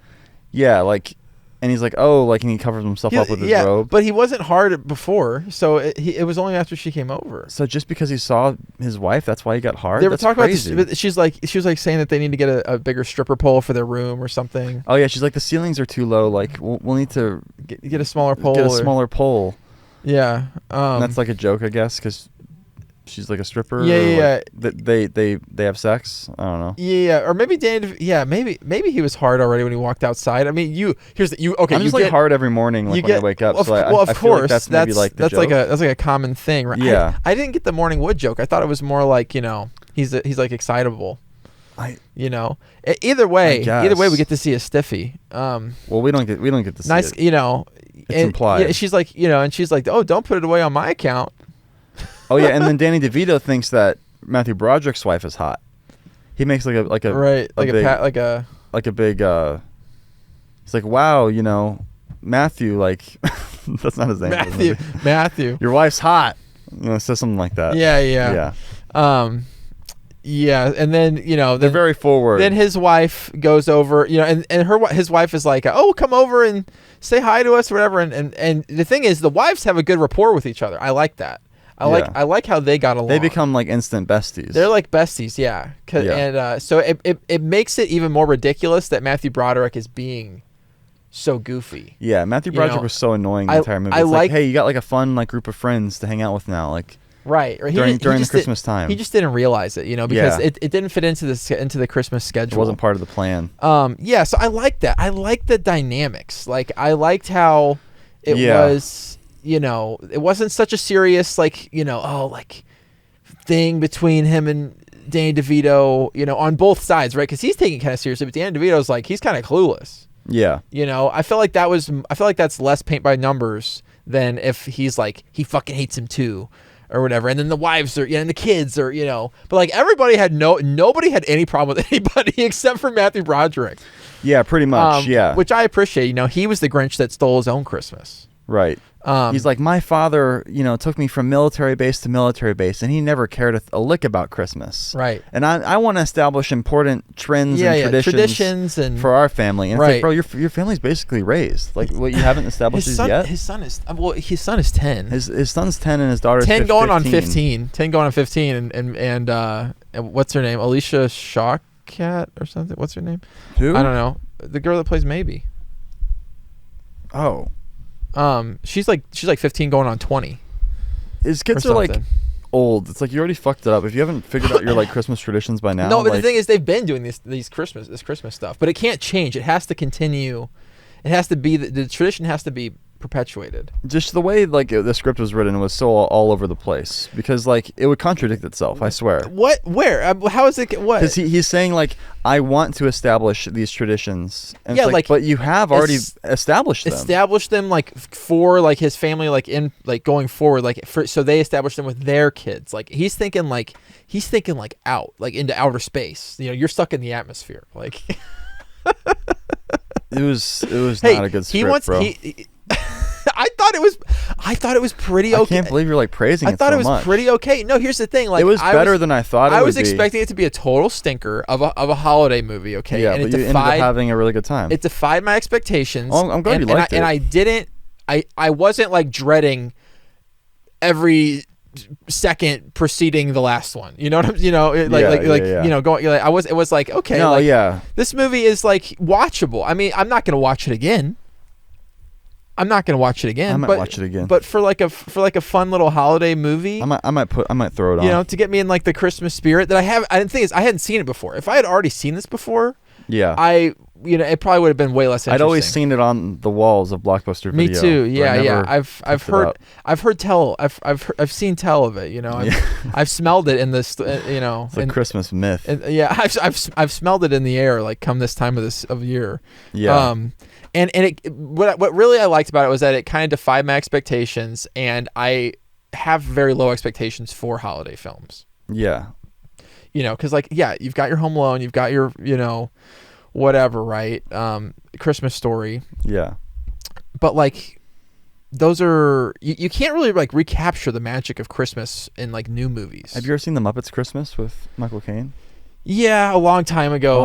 I think. Good. Yeah. It's not a comedy, I guess. But I mean, it kind of is because it's Muppets. Yeah, is it like But it's kind of a different category. It's like what Scrooge and stuff. Yeah. It's the Christmas Carol. Yeah. Yeah, I mean, and the Christmas Carol's good too, but it's like I don't know. I love it because Michael Caine plays it so straight. He's literally just like right in a normal movie, surrounded by the Muppets. It's so cute. It's so well done. And I liked it too because it wasn't like anybody was like dumping on Christmas. You know what I'm saying? Like in a lot of movies, you'll have the person who's like they're like Christmas. What in Deck the Halls? Yeah, like in a lot of Christmas movies, it's like Christmas doesn't matter or whatever. So like it was kind of refreshing. Why aren't you that coming? Nobody was like dumping on Christmas. It was just like Matthew Broderick, like he just wants Christmas to be exactly how he wants it, and Danny DeVito's coming in and being all, like he wants to be the new Christmas guy. He's like so then they the wives like become friends and they go over there and like the wife is like Danny DeVito's wife is like like I yeah, I met Danny DeVito like, when I was modeling for I thought this was funny, It was like I met Danny DeVito, when I was modeling for college art classes, and the other wife is like, "Oh, was he an artist?" She's like, "No, he was actually just peeping in through the windows." They caught him looking through the windows at me. Yeah, he's confirmed for pervert at that point. Yeah. Which I like. That's that. Good. Danny DeVito can't be in a movie where he's not like at least alluded to be some weird, sort of disgusting pervert. Yeah, confirmed sex pest. Yeah. So that part was good. And then like another like funny part that doesn't make like any sense. She's like, "Oh, this vase is worth more than the house." Oh yeah, they single in on this like random vase in the center of the room, very ornate. And she's like, "This is the most valuable thing I own." Yeah. All right, let's move on with the plot now. And then his daughters come down. And they're like blonde twins or whatever that wear like there's like not some much like sexy music that plays. Not much it's like, clothes. Wow. And then there's a 15. like a panning up shot of their legs up to their faces, and it's like they both look like they're like 25. And the 10-year-old son is like, but apparently they're 15. And the 10-year-old kid is like, "Can I live here?" And the whole joke with them is that they're stupid. Kind of, because they're just like they're hot and they're blonde. Well, so they're dumb. It's kind of like they just haven't like. They just like they don't know how to do like simple like math and stuff. They just like haven't got like but like later on they're like she like Alicia Shawkat, maybe Funke gives her Charles Dickens and she's like, "This is good." So it's kind of like it's kind of like they just haven't really. Matthew Broderick's daughter inspires them to be smart. It's just they haven't really like had like that like friend. Because Matthew Broderick's daughter is a little more homely. She's a little more that, like solid friend. To like help them insecure like, and not outgoing. And the two daughters, the daughter and then his two daughters, right. they get together. They all become friends and they help each other. Yeah, and the daughters are like in the areas that they're. It's lacking. like really like hinted at that the daughters are like just straight up hoes, like ho like. What? Like his daughter, like Danny DeVito's daughters. Danny DeVito's daughters are like they're always asking about boys. Yeah, They're only fixated on like typical, stereotypical popular like, girl things. Yeah, but then like later on they kind of like they've been friends with Alicia Shawkat and they've kind of like broken out of their shell like with that stuff. Yeah, so then it cuts to the car dealership and Danny DeVito is like it's his first day on the job, and like there's like a bunch of guys or whatever. I thought this was funny too. There's like a bunch of guys like, you can't let the new guy get on a roll. You gotta fuck with them. Like you gotta like step on him while he's fucking fresh or whatever. And like they get together. They're like, yeah, 1,000. See that old tire kicker out there? That old man. There's just like an old man out there fucking like kicking the tires on the cars, like looking at him. It's like, what the fuck? They're like, see that old tire kicker out there? But you can't sell him that car. Danny DeVito's like, they're like 1,000 each of them. So there's three of them. They're like, each of them's like, $1,000, 2,000, $3,000. You can't do it. Danny DeVito's like, all right, well, here I go. So if he can't sell the car, does he have to pay them $3,000? Yeah, I don't know. That wasn't explained. What was the deal? I was thinking about that, but the thing is, he's gonna sell it, so it doesn't matter. He's gonna sell it, so it doesn't matter. I was confused by like the bet. Yeah, I was like, so. Like, what's in it for like them? Here's if he loses, then he just like is crushed, right, emotionally. I guess. And if he wins, like if he wins, then that's their Christmas bonus, right? So and that's 2006, $1,000 in 2006. It's like $1 million today. Yeah, and then he goes out there and like they just watch him from inside the car dealership, and they're like, he didn't do it. Yeah, he's like David like talks to the guy for like a minute. Literally like 10 seconds. Yeah, it's like a very quick conversation. And he comes back in and he's like, "I want the money on my desk by the end of the day. No checks." He's walking back in, and they're like, you can't win them all, fuckhead or whatever, And he's like, "Money on my desk by the end of the day, no checks." And the guy, while he's out there, they're talking. They're like, Mr. Munster owns the dealership. Yeah, So you're thinking like, oh wait, is he not going to sell it? And then he comes back in. I like that. They like. It kind of gives you like a little bit of like, wait a minute, like are they gonna get one over on him? That was a well constructed scene. Yeah. It's like, definitely. Are they gonna get one over on him? And then it's like, wait a minute. He comes back in. It's like, no, he sold it. And the guy comes in. He's like, I just bought one of my own cars. And that part was like really like wacky. I felt like cartoon level, like absurd. Yeah, that's what I wanted more of the movie to be like. Like more wacky. I felt like. There was enough moments like that where it was like, it still felt kind of grounded. It didn't feel like too zany, but like there was stuff like that brought you into that. That just seemed kind of like out of a different movie. That higher echelon of holiday holiday cheer in a film. And he's like, yeah, and the worst part is I paid sticker. He sold the guy his own car For a sticker price. After a 10-second conversation. He can sell anything, this guy. That was good. That whole bit was, I like that bit. And then I like the idea that he can sell anything. Like that's a superpower. Yeah, and then he comes home and he's like talking to his wife and blah blah blah. He's like, like I just never have found my thing, like I really want to do something big, something that where people notice me or whatever. And he pours himself. He comes home and immediately pours himself a glass of Hawaiian punch. What's going on here? He's quirky. Hawaiian punch is so disgusting. Oh my gosh, dude, it's so nasty. You like what you like. And then and then he's like, his girls are like, hey dad, like check out my Earth. It's like Google Maps or whatever. You can see like our house from you can see places just from space. Randomly they're just like checking this out. Yeah. And it doesn't have anything to do with their character, or like it doesn't come up naturally in the story. No. They were using it to look up boys' houses that they had met at school. Oh, you're right. Okay. All right, cool. All right. Yeah. So there's like a little tie-in. They're like stalking boys. The mom's like, yeah, they've been using it to stalk boys like since they got back or whatever. Okay. Yeah. Nice. And then he was like, wait a minute, we could see the house from Earth from space if we lit it up bright enough. But then I was confused because they were like, we can't see our house, but we can see the neighbor's house. So Danny DeVito gets jealous because they can see the neighbor's house. Yeah, that part that was confusing. That was like a little, maybe it was like, yeah, because it's like their house isn't lit up either. Right. No, Matthew Broderick's house wasn't lit up hardly at all, and he's the Christmas guy. I thought he'd have more lights. Right. Yeah, he didn't have any lights. I guess that's not on the list. That's not like that was Christmas, strange. But he's supposed to be the Christmas guy. Yeah, he could have been more of the Christmas guy throughout the film. I thought it would have been. Well, he was too focused on shitting on Danny DeVito's Christmas, so he didn't actually get to be the Christmas guy that he usually is. I thought the movie was going to be like, he also puts lights on his house, and they try to outdo each other. I thought so too. But it's more just like sabotage. Like he's just trying to destroy Danny DeVito's house the entire time. Right. Yeah, but not like but not very like competently. No, not at all. Not at all, which is good. I like that. It wasn't competent. Kind of fucking up. Yeah. He was the fuck up the entire movie. I hated his character. And he was like the main character too. And then there's like they go back to their house and it's like, oh, hey kids, like it's like back to Matthew Broderick's house. Oh, it's so Danny DeVito, he like gets in his head to like do up the lights, right, so he can be seen from space. He's like, I want to be seen from space. Right. He tells the news people.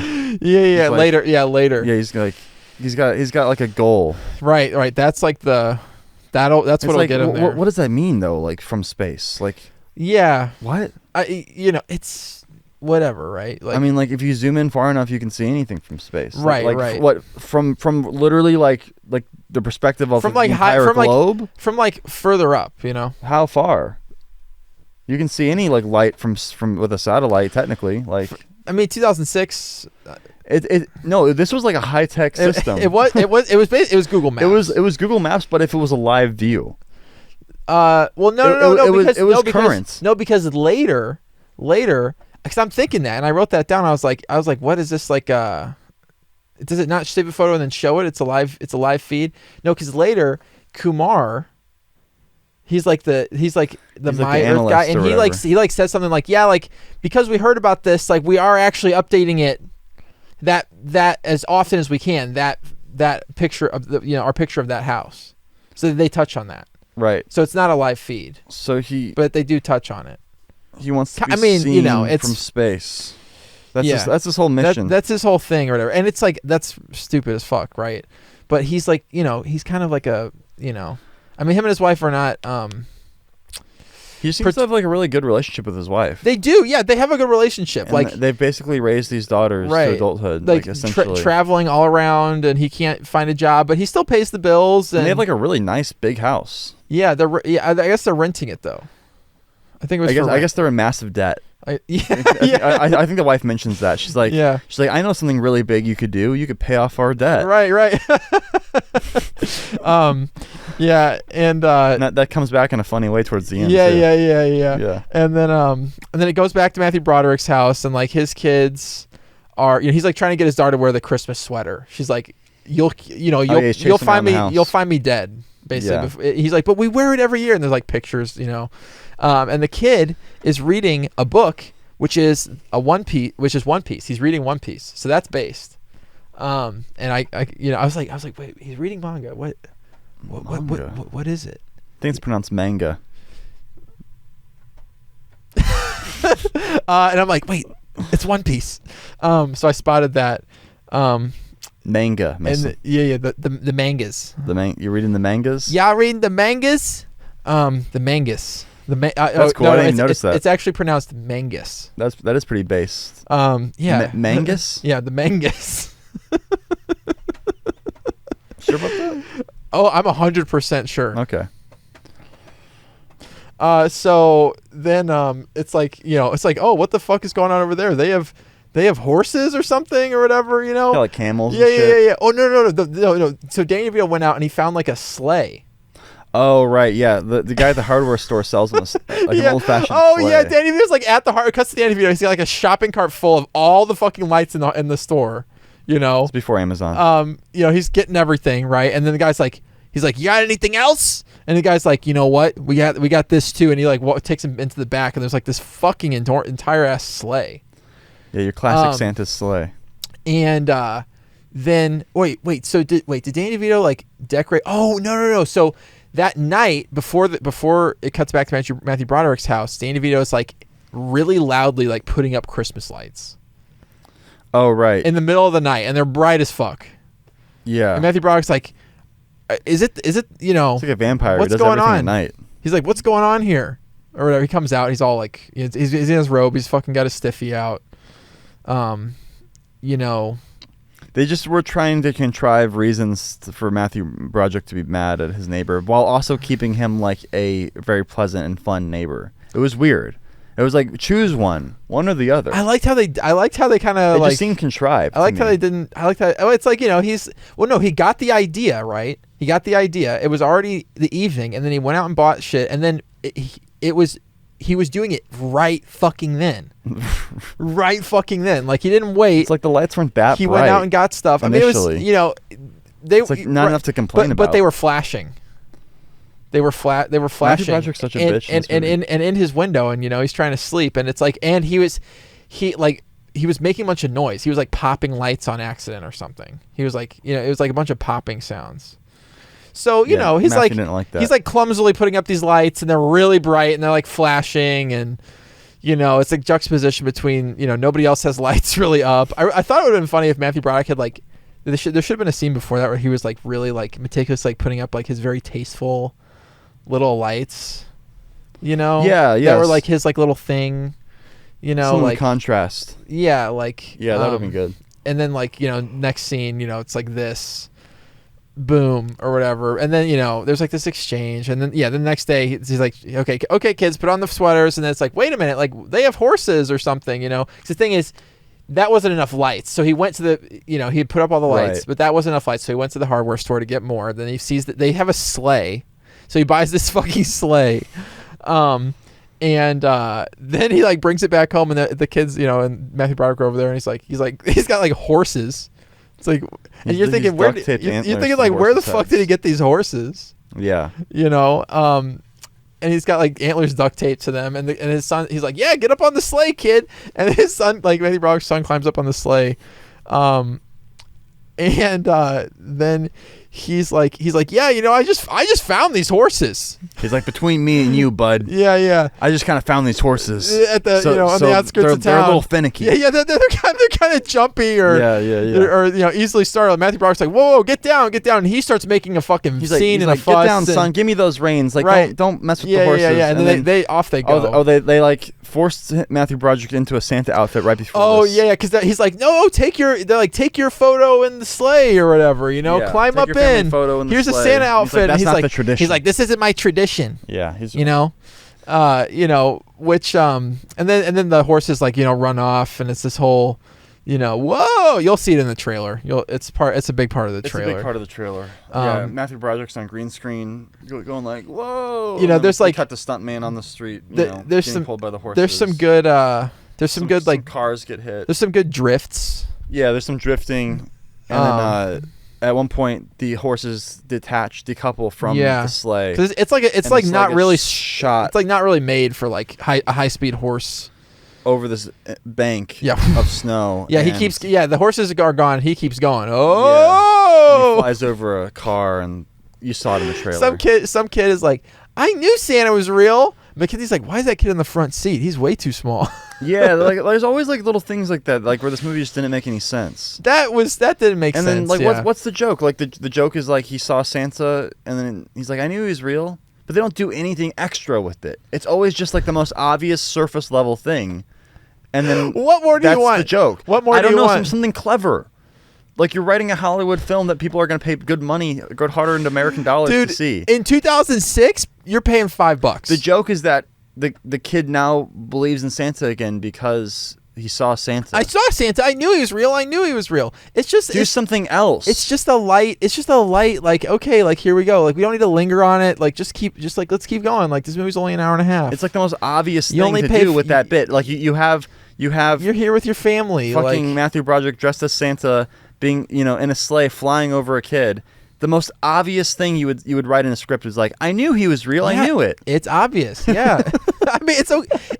It's okay for it to be obvious. It's okay. It's lazy writing. It's lazy as some of it's lazy, and some of it is kind of nice. It's more inspired than like a more. I don't know, dude. Haven't they done that in another movie where like they thought it was Santa, and then some kid says, "I knew he was real." Like, isn't that like a bit? Like, I'm sure I've seen. I feel like that's a holiday bit. Like, it's not. This is what these writers like. This is their bread and butter. You really they just recycle. You really have it out. Same jokes. You really have it out for these fucking writers. Like, if I told you this movie was written by an AI, you would be way less upset.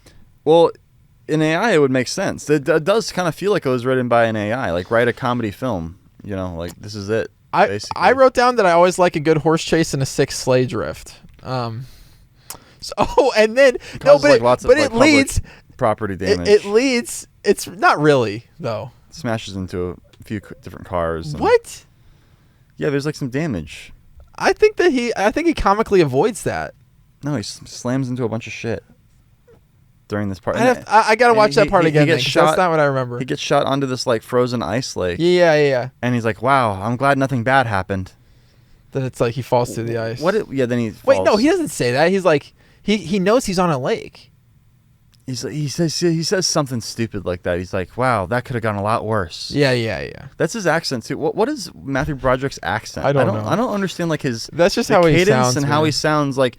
How was he raised? I've never heard anyone else sound like how Matthew. It's like, is he British and he's doing like an American accent or something? Like, I really don't know what's going on with his delivery. Yeah, his delivery is so strange. But then it leads to one of the funniest scenes in the movie. Because he falls into this lake, and then it's like cut to he's like wakes up, and he's like the gay panic. He's scene. like it's not even gay panic. It's just like, what? Are you kidding? He literally screams at the top of his lungs. Like I wasn't gay. I didn't really read it as gay panic. It was why is it's not. It was just funny. It was like it wasn't like homophobic. It was just like, why are you because it cuts right, and he's like terrified. It like cuts of being cuts next to anher man naked. It like cuts to him. I think it's more just like Danny DeVito's hairy body pressed up against him. That scares him to no end. Like he literally screams like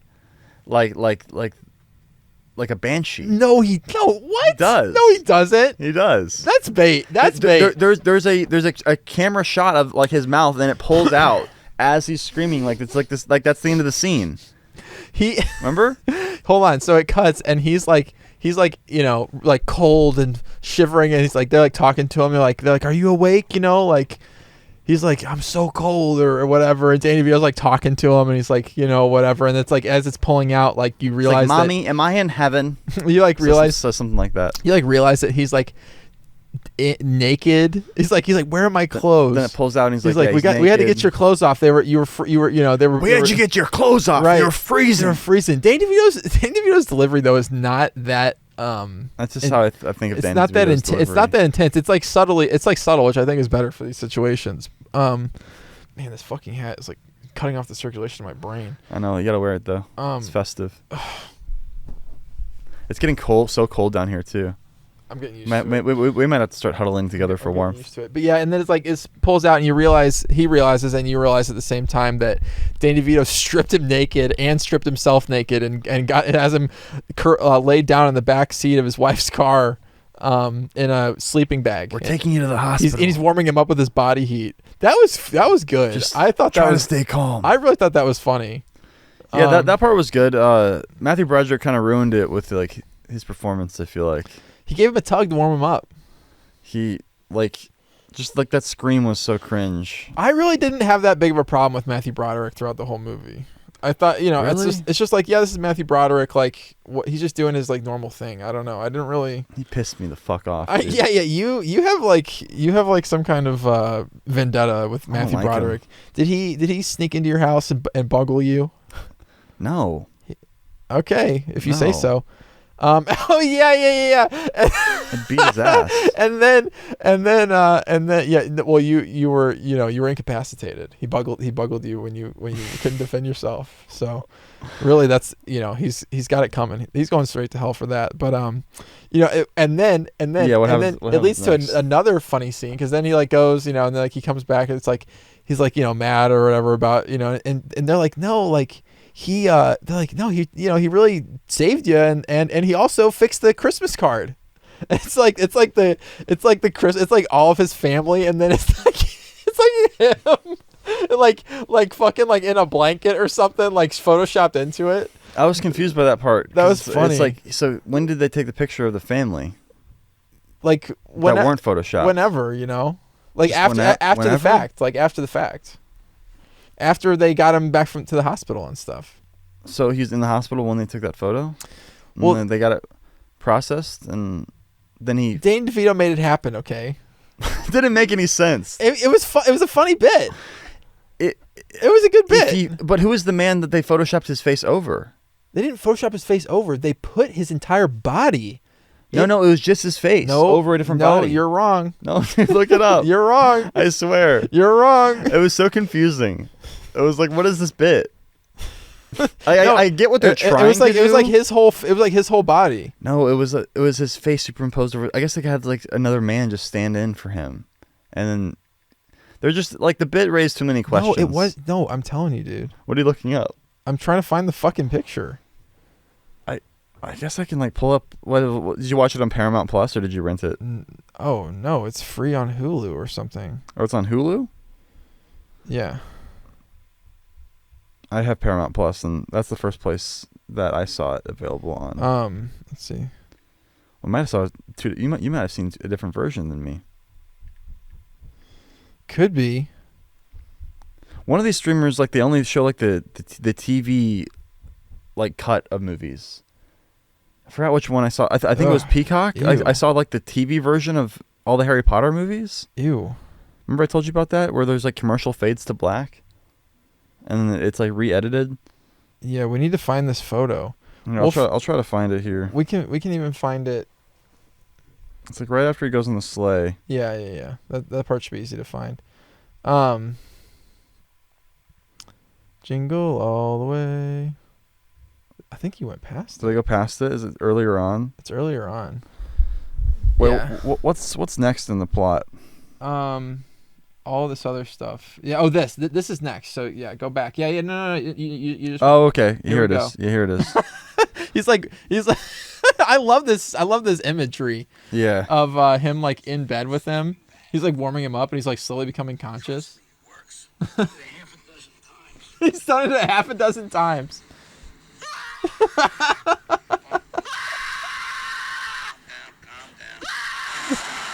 No, I like that he's doing multiple screams. It wasn't one long scream. Like, why is it so terrifying that like this guy is like, warming you up? Like, is he just like that worried about being gay? No, it's just like he is like coming to. It's like, why is it he's so like coming scary? back to consciousness, and he's got a naked So Danny DeVito. It's like waking up with a bear.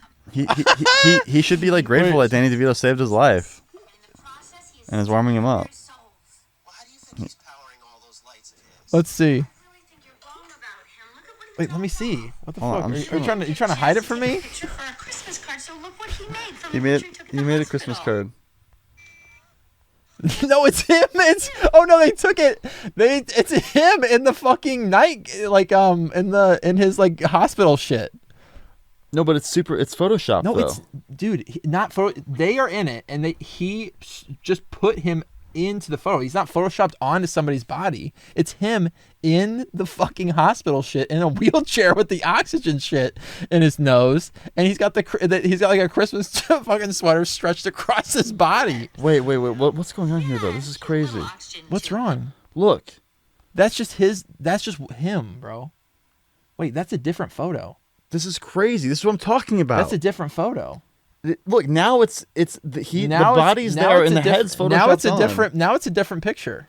Yeah, But the one that they show you, first is what I was the talking wide about. is a different photo than the close up. In the close up. What the fuck is going on? Wow, we were both right. So we were both right. That's bizarre. That's what That's I'm funny talking about. though. This is confusing as fuck. But the initial picture is funny. That's funny. It's confusing because it's like, did they bring him out without? Let's see. It's so confusing. It's literally confusing because, like, look, it's a good Photoshop in the first one if it is, because it looks like he's actually sitting there. Like the sleigh like decorations are Sure. intricate and they're covering him, so it requires several different masks. It's not just like a quick copy paste job. Okay. With like feathering, like nice Photoshop work. See that? Danny DeVito did a good job. If it is indeed that. Yeah, it is. This is a completely different photo because in the next one he's got the sweater completely on. It's way closer, yeah. Guys, this is literally boggling my mind right now. Hold on, can I just like? Yeah, I don't know why you would do that, but it's a funny bit. I liked it. It would have been a funny bit if they hadn't fucked it up so bad. It's funny. Like, I'll show you guys this. Hopefully you can see. It's funny. You're just put it in the video, bro. I would have to download the entire movie from the Pirate Bay. What? I can't screenshot it because whenever you screenshot anything, hold on. look, it's black. Bro, my brother in Christ. Just take a physical photograph of it. That's gonna look like shit, though. It's gonna look like shit. Don't worry, guys. I mean, this already looks like shit. This whole part's confusing because I was like, did they wheel him out and put him in the sleigh with all the family looking normal and he looks really fucked up, obviously? Right. Or is it? I think it's implied that Danny DeVito took this photo of him in the hospital bed. Yeah. And then superimposed it in a wheelchair in the hospital. Yeah. Right. But then he did like a really good job, but then he did a really bad job in this next one because it's just the head. Yeah, this one is much weirder. Here, 1 second. It's so bizarre. It's just a completely different photo. It ruins the joke because I don't know why they did that. confusing. I don't know why they did that, but it's not confusing if you're not looking for something to be pissed off about. I only saw this movie once. So like this confused me from the jump. The first time I saw it. If you're not looking for something to be pissed off about, it's not a big deal. I'm just gonna let everybody know. I'm saying the joke it's a solid joke. If they had pulled off the execution, correctly. They fucked up the execution of this joke. I think that for most people, filmmakers for most people watching it, it does not. This makes no difference. The fact it's that confusing. The fact that it's a slightly different picture. When did they even have time to take this picture with the family? When he was in the fucking hospital. Wouldn't they be more concerned with him like being okay than like going outside? He's fine. What the fuck? He's fine. This is so bizarre. It's a completely different photo. Yeah, it's like two different photos. That's so funny. I wonder why they did that. Because they're lazy. They don't give a fuck. Let's see. Yeah, it's interesting. I guess they wanted to show like a different photo with like more of just like her in the photo than like this other one. Yeah, it's like, why not just show it up close like that? I don't know. That's funny though. Yeah, it's goofy that the second time they show it, it's like not the same picture. But I thought that whole thing was funny. Danny DeVito's like all like warming him up. And he's like slowly becoming conscious. And then once he realizes what's going on, he can't stop screaming. Is that after that they go get the Christmas trees? Then they go and get the Christmas trees. Yeah, and so they go to the Christmas tree farm and they invite Danny DeVito's family.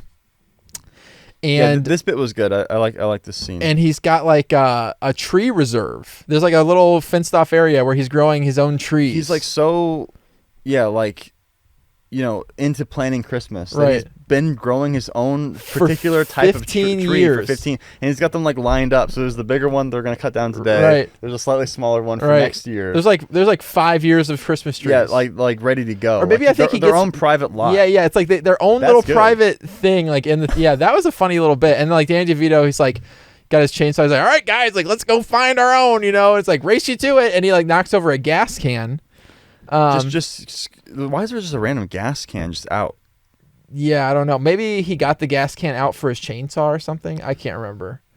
I guess that's what it would have to be. But there's just, like some kind of he doesn't do it intentionally. right on accident. It's just an accident. He doesn't notice it, but he knocks over a gas can. Nobody notices. Yeah. Nobody notices. And then as Matthew Broderick's hacking down this tree, there's like a he's like using an axe. Well, the thing is, he sparks it. it's a somehow. It's a competition now because he can't let Danny DeVito beat him.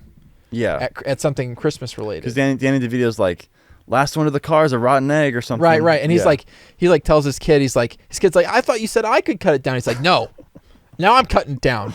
Yeah. Fucking stinker. That was good. And then there's like some kind of like a piece of rebar that's like standing next to the tree, I guess, to help it like when it was planted or whatever stay straight. Oh, And- is that what he hits? And Yeah. sparks? And then Oh, the metal axe hits the rebar, and that sparks a fucking enormous blaze. That makes sense. Okay. And then all of his Christmas trees go up in flames. Yeah, like one by one though. Yeah. Yeah, that was good because he's like, oh no, not that one, not that No. not the little one. Yeah, right. It's so sad. Right, It's like it's like 15 years of yeah. hard work. He had to like reserve the plot. Yeah. Like there's like a how little much like did that white cost? fence Yeah. around it. It's like it says like the whatever family like Christmas Yeah. tree reserve or whatever. He's like they're perfect. They're a noble oak or whatever, a noble pine, yeah. I forgot silver noble or something like the like specific trees. Like this is the Yeah. way God intended a Christmas that. tree. Right. to look. He's like no bald patches. It's perfect. Yeah. And like how would you grow a perfect tree? Yeah, Like, I don't know how Has that's he impossible. been? I'm Maybe just picturing him like coming and tending to it like tending to every it? day, like Yeah. multiple, like every week or something. Like he checks on it like for years. Like all his hard work goes up in smoke, and Danny DeVito comes back with a honking ass tree, like a nice tree, and then I was trying to do some of my own research when I was picking out my tree this year. I was like, I'm gonna like this year I'm gonna like figure out the difference between all the trees, and find like the right one. nice. Yeah, and like I don't know, I still don't. It didn't I always- stick. The information I googled it, and then I figured out the one I liked, but then I forgot all the names. I always just get the balsa fir. I like those. The balsa fir. The balsa fir. Okay. That's the one that I like. I don't know. But I just kind of like to go to the lot and find the best one that I like in the moment. yeah. Yeah. Ours was pretty cheap. It was only like $60. 60? $60. Wow, that's cheap. Yeah, it's decently sized. I don't know. It's kind of funny with like how some of the branches grew and stuff, but it's nice. I mean, it's I cool. paid like double that for mine. It's pretty cool. Yeah, I was expecting to pay double. Damn. Then we that's got we crazy. got up there and they're like, "Yep, $60 or whatever." Where'd you go? Yellow tag. Just this like little lot, kind of right. It's in the parking lot of that grocery store that we filmed Zombie Universe in.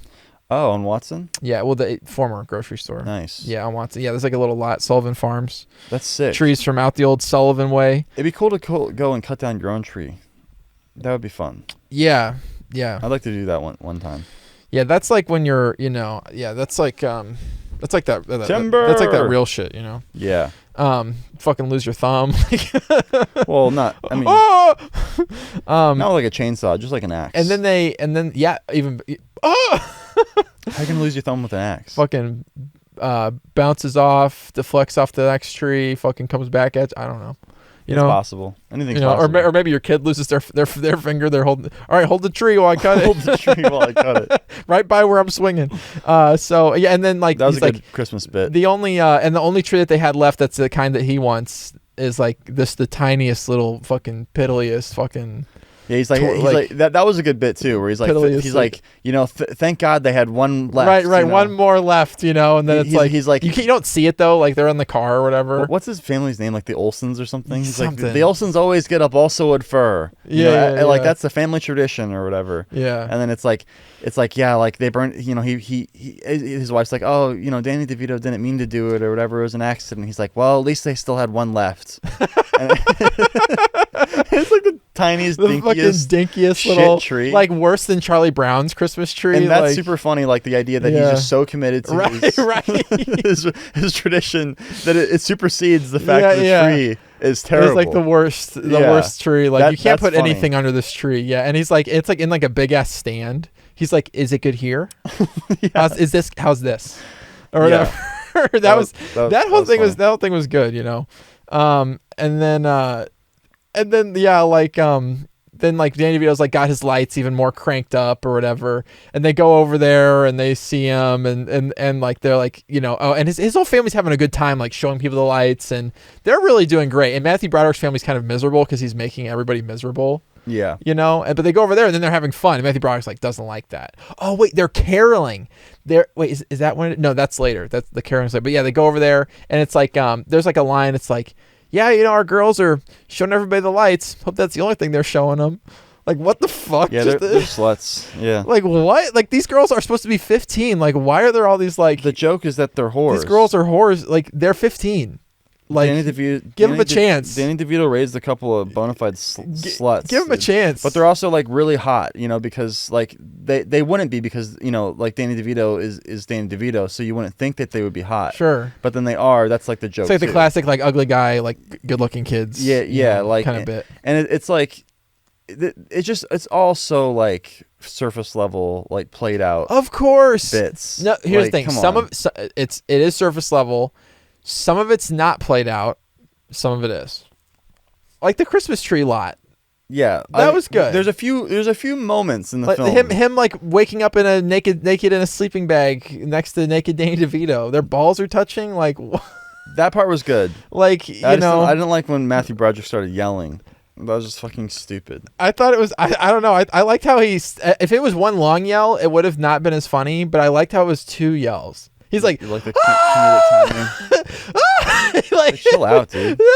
Like he really had to catch his breath. Like, it's just like you don't need the that yell. was a good touch. You know, like it could just be that it's funny that like this is happening and it's uncomfortable. Like that would would be. You don't need like the little like bow on the end of the scene of him screaming at the camera. I would have liked if that deflates the. I would have liked if he like snuggled up a little closer to Danny DeVito or something. You know, like really make the balls maybe touch. he just passes out again or something.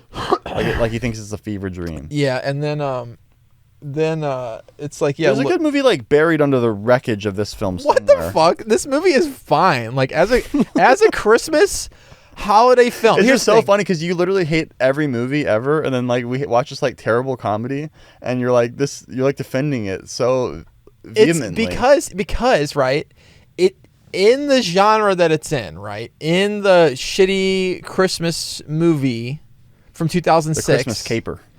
Like the shitty Christmas comedy from 2006, like it does things that I didn't expect. It stays like light, right? No one's shitting on Christmas. There's no bad blood really between like the families. It has like good Christian values. It's not about even the Christian values. It's very like there's a lot of like Jesus moments in the film. There was one. There's like several parts where like, you know, God and Christianity is mentioned. There's one. I appreciated that. I like a little Jesus in my Christmas. Well, there's the nativity, and then there's Danny DeVito's like in Christmas. Danny DeVito like gets like I saw a bumper sticker yesterday. Oh wow! This old lady had you know, she had strong opinions. There's like 1 month of the year that bumper sticker is relevant. I guess it's a magnet maybe. Oh, that might be even better. Yeah. So you just peel it off. Then you can just peel it off. Yeah. Slap a different version on. Yeah. Keep the eggs out of the Easter bunny or whatever is the next one or whatever. Yeah, and then you know, then it's like, yeah, like then they go into town and like Matthew Broderick's like, you know, doing his eye doctor shit, and he sees Danny DeVito like coming out with more lights. He's like, oh man. He's like, oh man. And he like goes over. He's like, you're getting more lights, like, and then like people are like, no, Danny DeVito's like the Christmas guy with the Christmas house now. And, the mayor's talking to him. And Matthew Broderick really doesn't like that. People are like asking him Christmas advice. Yeah. You know, Danny DeVito's like now sensing that there's like some, you know, that Matthew Broderick like does not like what's going on. There's some tension. And then he's like, this is what Matthew Broderick's like, look at me. I'm the Christmas guy. Or whatever. And and tells Danny DeVito he can have Halloween. Danny DeVito's like, you know, now he knows, right? He's like, he knows. You can have Halloween. You can jump out and scare people. He's scary. That part was kind of fun. Yeah. And then they're like, yeah, there's like the big Christmas festival or whatever. They put ice on Main Street. There's a speed race, ice skating race. It's like, okay, can't wait for that. Foreshadowing, some solid foreshadowing. And then it goes back to then it's like goes back to their house and like, oh yeah, his daughter's like going out for the night, and he's like, "Where's your clothes?" She's got like a dress on. Yeah, he's like, "Where's your clothes?" Danny DeVito's daughters are a bad influence on her. Where's your clothes? And they're like, she's like, "Oh, Dad, like, don't worry, like, these guys won't even be around for long. Like, I'm not dating, you know, like, these are Navy guys. They're about to ship out." Like that makes it better. Yeah. Like, what? Like, what is this? Like, what is this moment?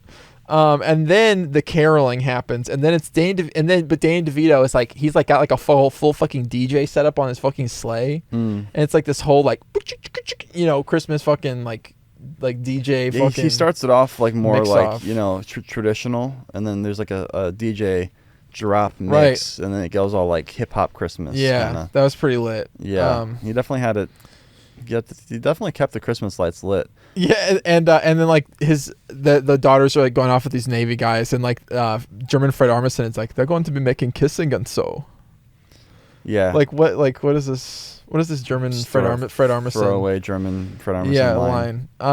Yeah, like why? Like yeah, was this just the point in time when everyone's like, oh, we got to get Fred Armisen for at least 5 lines? Yeah, just he's German. That's the joke. And then like where is Matthew Broderick like trying to go? He's trying to go somewhere, and he like gets into his car, and you know, like, what do we got here? And then he gets in his car, and this guy's like, oh, like, I'll back it up for you. I'm a little bit drunk though. He's like kind of boxed. Oh well, there's in all with, these people kind of like parked around the neighborhood campers. now just to check out Danny DeVito's place. He can't get out. It's like it looks like there might be enough room to get out, but there's not. Yeah. Kind of a thing. Yeah, like there definitely was not enough room, but the guy was like calling him. He's like you're not a man. Yeah, or men these days don't know how to fucking drive or something, you know, and then Matthew Broderick ends up ripping his whole door off. He like gets into his car in a huff, and then it's like he's like scraping on one side, and this like tow hook like digs into his fucking door, and the other side it digs into, and then he's just like, the guy's just like, gun it.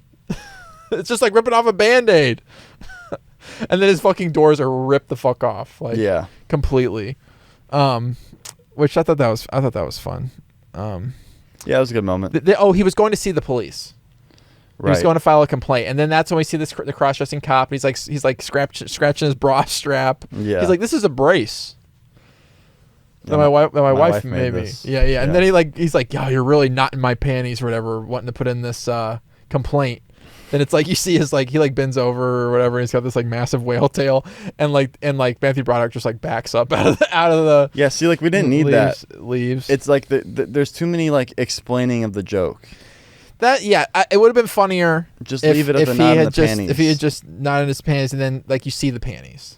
You don't even need to see him. You don't want to. I thought it was good, like because it's like then you really know that he is like. We get it. Like it's been mentioned that the chief's a crossdresser. If we had just never even seen him cross-dressing, it's kind of the payoff. That would have been funnier. That would have been funnier too. We just imagine it in our minds. Yeah, that would have been.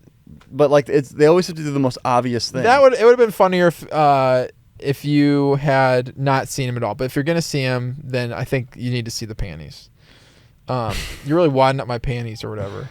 And then and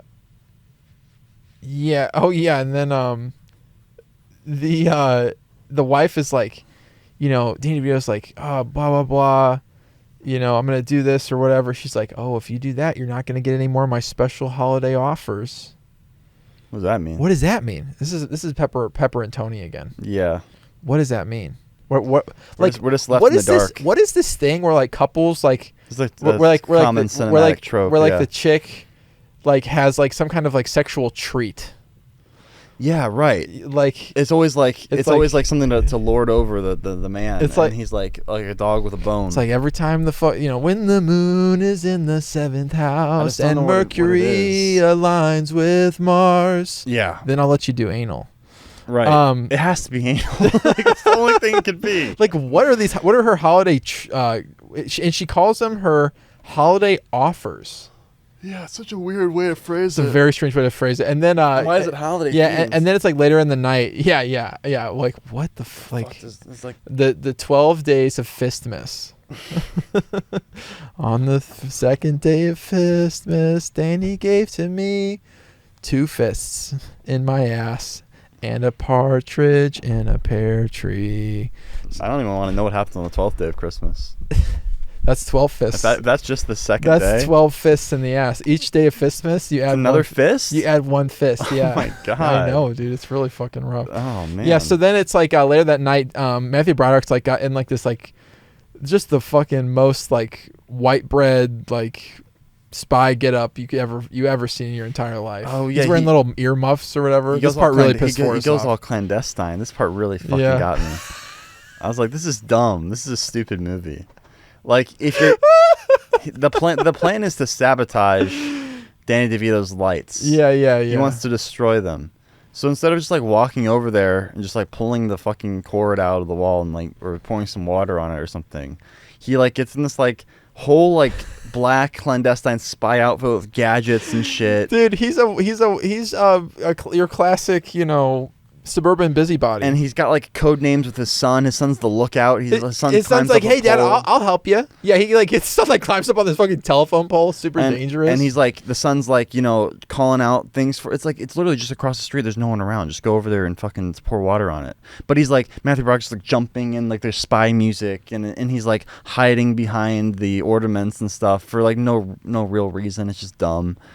And yeah, the whole scene is like super dumb, and like the Andrew keeps coming out in the back end, and Matthew Broderick like, it's all a setup, right, for this moment, right, where 2 moments. Matthew Broderick gets like spit on, like mouth jizzed on by this camel, all crazy. The camel spits like yellow goo on Matthew Broderick. What was that? What is that yellow goo? I don't know. Is that what camels produce? Just like Am I supposed to know this? Just like no. I think it's just What is it? Is the camel like very sick? yeah. The camel's about to. He got the cheapest camel he could find. Right. It's about at its end. That might have been funny if they had played that up. Like he got like a dying like a really camel. sick camel. It's like coughing. I guess that wouldn't play super well with like most audiences. Yeah, animal cruelty. Not with the PETA crowd at least. But like. Why is that camel like spitting yellow goo out? It's so weird. Yeah, that part was like they're just trying to make it grosser.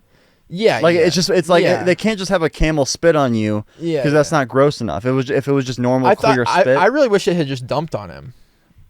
He was hanging out by the ass. I was hoping or he was just gonna like put his face in like a pile of camel. That would have been too gross. Of like camel piss or shit or something. They want it to be gross, but they don't want it to be too gross. They didn't want it to be like piss or shit, so it had to be like some kind of mouth. So they just made it yellow. Yeah, but it's like it just brings up more questions. It was weird, the color and consistency. But then so he fucks up the fuse box, right? And then Danny DeVito comes out and he's like then he goes back and he's like he throws a snowball into the fuse box. He's like, I did it, I fucked his shit up or whatever. And his wife's like, why would you do that? Like his wife the whole time is like, why are you doing this? Yeah. What's wrong with you? Then he's like, but now you can sleep, honey. And then immediately Danny DeVito turns on this loud ass fucking generator.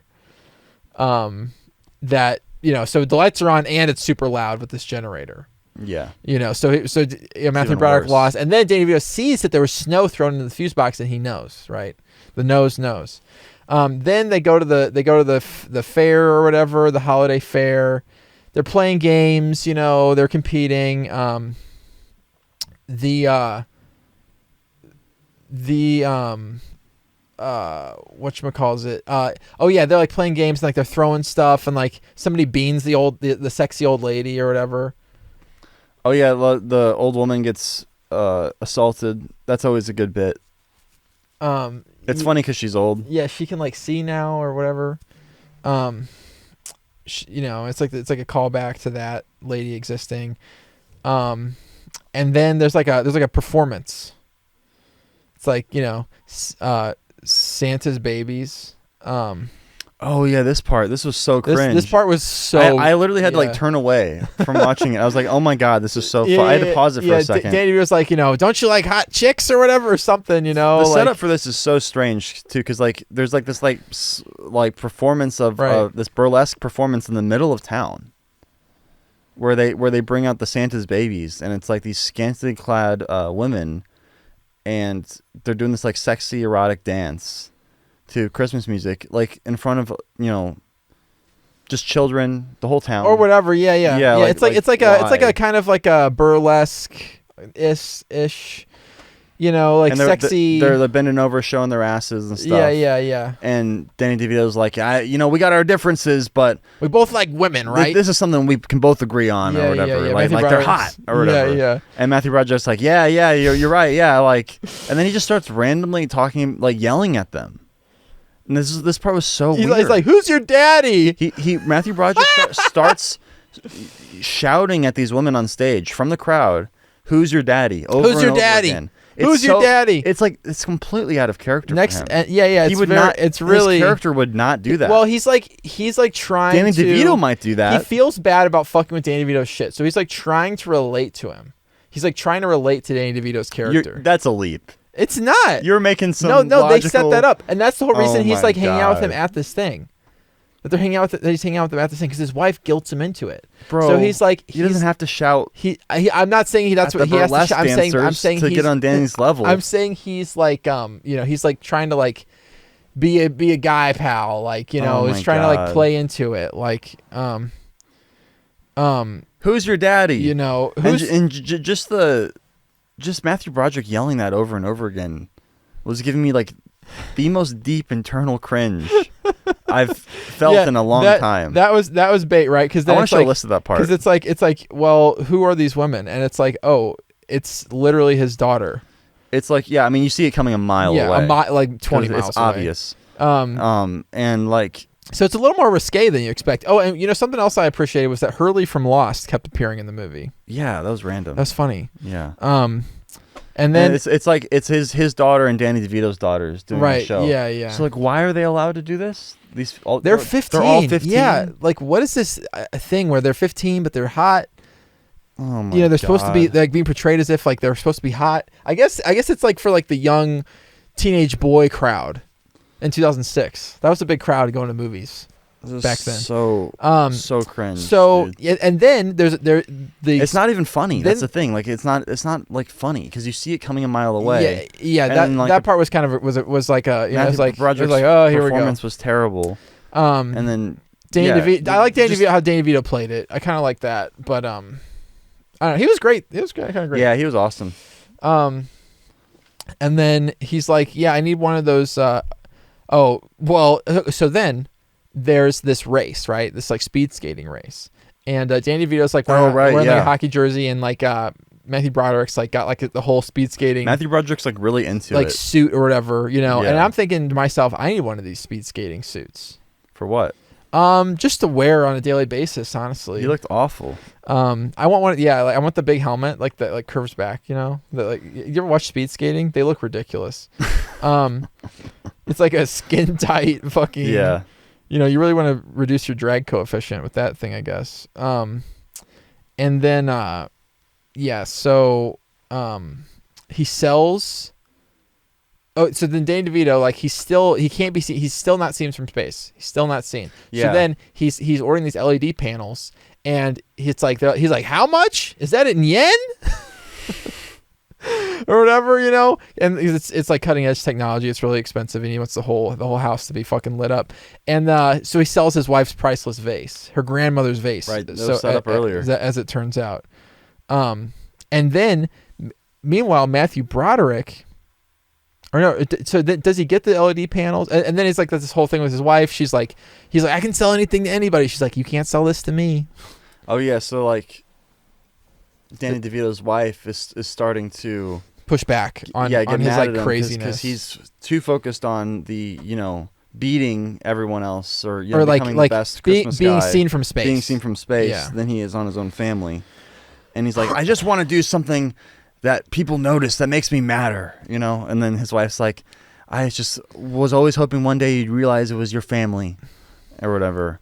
My heartstrings. Yeah, they go for this like emotional. That part was kind of goofy, and then so then he gets the LED panels, and then it's like this whole, bait thing or whatever, of like he's got like this whole show and there's music to it, and he's DJ Danny's back on the shit, and Matthew Broderick's had it at this point, so he goes into a back alley.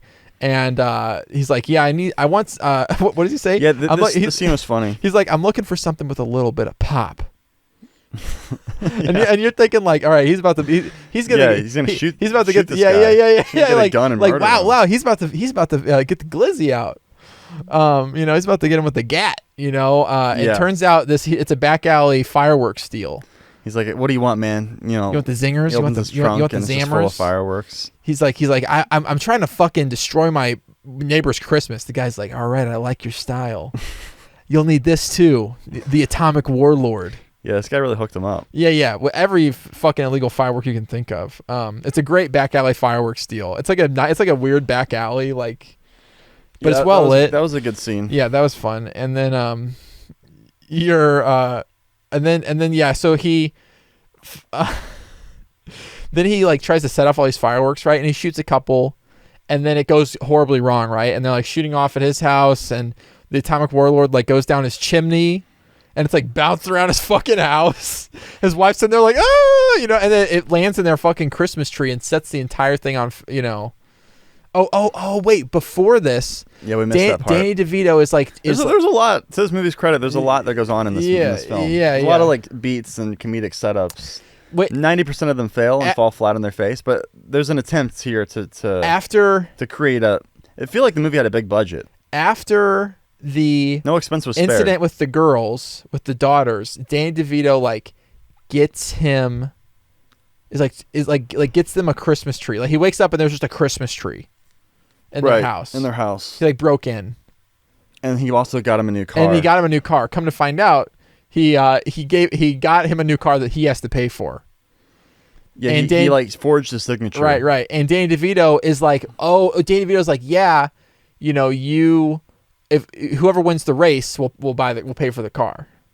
Oh right, the skiing race. And then the speed race, Danny wins after Matthew Broderick is screwed over by German Fred Armisen. Right. And then there's the fireworks stuff. He would have won out of a, Right. So then he has to pay. Then he has to pay for this new car or whatever. Yeah. Yeah. And then so there's this huge Christmas tree. Turns out it was the Christmas tree that we saw at the beginning of the movie. Danny DeVito just cut it down and brought it into his house. I liked it when Danny DeVito was getting more into his criminal vibes, like that. Like I wanted him to do more of that kind of stuff where he's like actively sabotaging him and doing a better job at it. It was as soon as So as soon as Danny DeVito realized that it was on, when he found the snow in his fucking fuse box, right? That's when he put the tree in. He was like, "Oh, it's an apology." That's when he gave him the car. I'm sorry I've been making stuff so tough for you. But really that was him, that was when he started to fuck with him. And then then there's the fireworks thing. Right. And the atomic warlord burns down the Christmas tree. So and their house is fucked, right? For they're living it's fucked at that point kind of. The fire department has to come out. They have to come out and he's like, there's like some kind of joke like, well, I know you didn't like the wallpaper in the living room, so now that there's been high pressure hoses blasted it off, we'll be able to replace it or something. Like what? Like he's like the smoke damage was only contained to the family room. Right. We can still do Christmas like in the kitchen. His family's fed up at this point, so they leave. Yeah. And this is when the police officer is like, yeah, you're really getting to be a knot in my panties or whatever, because he knows that he was setting off illegal fireworks and accidentally put one down his own chimney and stuff. And then his family leaves. And then Danny DeVito's family leaves. Right, because they've both put their family through way more than enough. They've both had enough of their shenanigans. Right. Yeah. And they're actually, they come to find out they're more alike than they are different. Right, but Matthew Broderick, he goes on this whole thing to Danny DeVito. He's like, you're just a screw up. He starts really laying into him. He really lays into him, and Danny DeVito's all like, making Danny DeVito sad. Sad, man. Yeah. And my note was, you're still a screw up. Fucking optometrists, man. They're still uptight. Why are they uptight? I don't know. Why is he so uptight? It's got to be because he's an optometrist. He's uptight because he never had a good Christmas because his dad was his dad in the military and didn't care about Christmas. Come to find out, though, his best Christmas memory from when he was a kid was when him and his dad had fries and milkshakes on their Christmas on the floor one Christmas. It's sad. But it's also happy because that's his best memory. Well, I mean, when you have all shit memories, the best one isn't, But it wasn't like anything to write home about. Yeah. So then their family's like staying in the same motel room. Oh yeah, like the wives are rooms. shacked up together at the local Motel 6. Yeah, with the kids, and like they're like decorating like the tree with like the shit from the minibar, like the shots from the minibar. They got a twig out of the right out of the parking lot. Yeah. And then they're using shots from the minibar to decorate it. Yeah, that part was good. Yeah, and then all the wives interacting were good. I like both the wives. Yeah, they were good actors and they were funny. Yeah, and I really did like how they were like they got along. It was like it was a good contrast. Yeah, it was. And then then the son's like, wait, look outside, and it's like somehow they vandalized like the entire town. They've created a trail of Christmas lights. They like made up somehow. How'd they make up? What'd they do when they made up? They call them a screw up, and then they realize that they're not so different. Well, they realize that they're more alike than they are different. Because it took both their families leaving. There's a line. It took the quietness. It was so loud in that house that it took the quiet. All it took was some quiet for you to hear us, or something like that. Yeah. Like they had to leave in order to get their attention, basically. Right. And then once they left, they realized like we've been making this Christmas all about ourselves and not about our families. Who it's really about. What Christmas is all about. Because I'll tell you what, if you're the father of a family, Christmas is not about you at all. No. If there's one thing that it is not, it is you. It is you. It's about the kids. It's about the kids. It's about the wife. It's about the wife. It's about the season. The reason for the season. Facilitating the good vibes. Grab your wife, start squeezing. You know what I'm saying? Like, yeah. I mean, I guess the one good thing about Christmas when you're a husband is the special Christmas treats. what the fuck? Offers. Offers. Yeah. That's something you can look forward to. Yeah. The 12 days of Fistmas. The Christmas offers. So it's like a Christmas. It's a sexual Christmas act. It's very sexual. Maxie, it's like a real head scratcher. Yeah. So it's like you're wondering even more what it is. Yeah. So it probably involves candy cane or something. Peppermint. They vandalized the whole town very quickly and very quietly. And I've misted my entire ass. I've coated my entire asshole in peppermint. And it's stinging so bad, but I want you to taste it. I taste like Christmas. Yeah. Taste my pepper roll. Taste my Tootsie Roll. Merry Titsmas. Merry Shitsmas. Ew. I'm gonna give you a Cleveland steamer. You just eat nothing but fruitcake. Yeah. For the entire month of December. Oh well, that'll stop you up like no one's business. And then then you take some laxatives. Yeah. Well, so no, you do that right. You stop yourself up. Nothing's moving right. Then it's Fistmas, and then that's Christmas Eve, Christmas Day. That's the kind of dirty shit Danny DeVito does. Christmas Day, it's either a Cleveland steamer or a glass bottom boat. If I made this movie, I would have made it way less wholesome. It would have been way more like disgusting. I know. What's wrong with you? You fucking yeah. You I would have made Danny DeVito like way more of a sex pervert. You're from one sex pervert. Like when a sex pervert tells you that he's gonna make Danny DeVito a sex pervert, like watch out. I definitely would have cut down on the underage girl sex jokes. Yeah, though. that was so weird. It's weird because the movie's like wholesome, but it's not. Yeah, that's where it can't make up its mind. Why can't they make? Be. Why can't it be like more sexy with the wives and less sexy with the underage girls? Right. Like, why not do that? Like, come on. It's such like this awkward 2006 humor that just doesn't apply anymore today. It's a relic. That is kind of what I liked about it though, because the humor today. What humor today? I mean, it's what just, humor it's, today? It's just as Forrest, bad today. It's just more, like it's just more. This was a nice little. Word? This was a nice change of pace. Contemporary. Sure, this was a nice change of pace. I thought in terms of some of the humor, but bad. so bad change of pace. Bad change of pace. Oh, you hush. You fucking. Oh, hoo-ha. You fucking like. Wait a minute. Bah humbug. Where's the fucking Ghost of Christmas Past? Oh my God, there he is. I'm just pissed because I wanted to watch a good Christmas movie Forrest, this here he year. is. Here he is. That's the ghost of the Christmas past, present, and future. You have Jesus to Christ. make it right with him.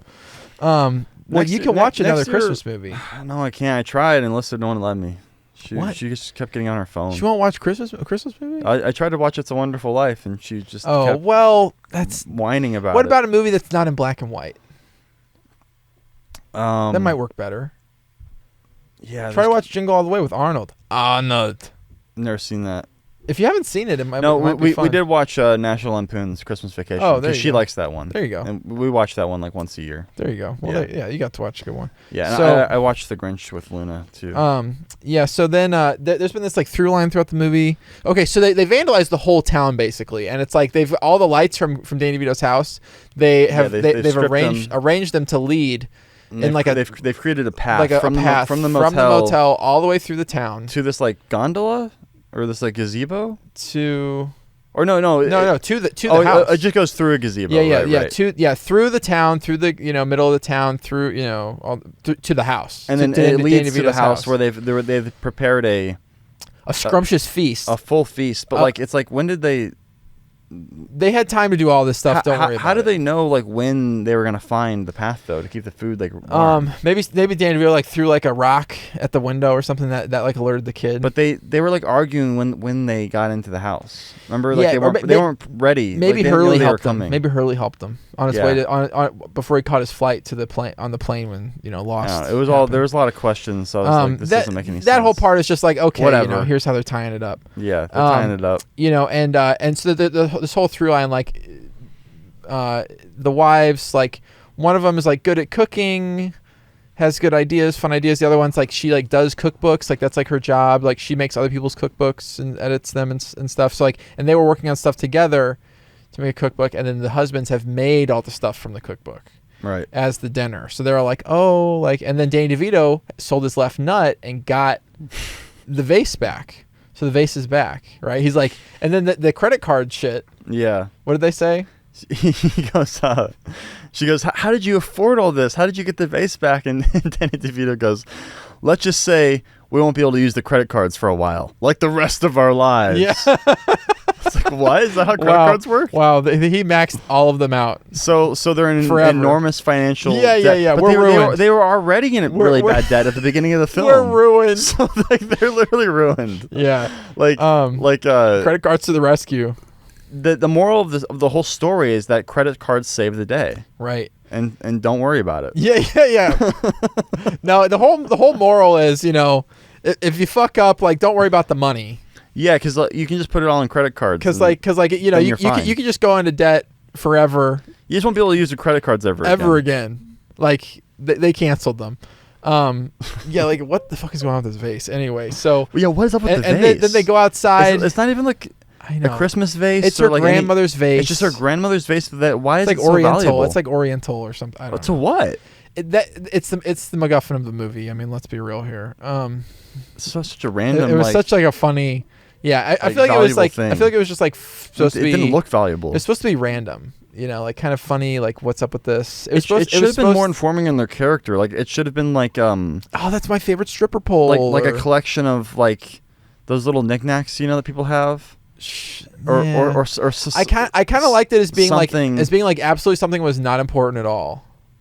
That made no sense. I kind of liked that. It made no sense. It needs to make more sense for the characters. I don't know. I think that those like little angel knickknacks that old ladies I know collect? what you're talking about. What are those called? They have they have a funny like little name. I know what you're talking about. Yeah, like a big collection of those. Yeah.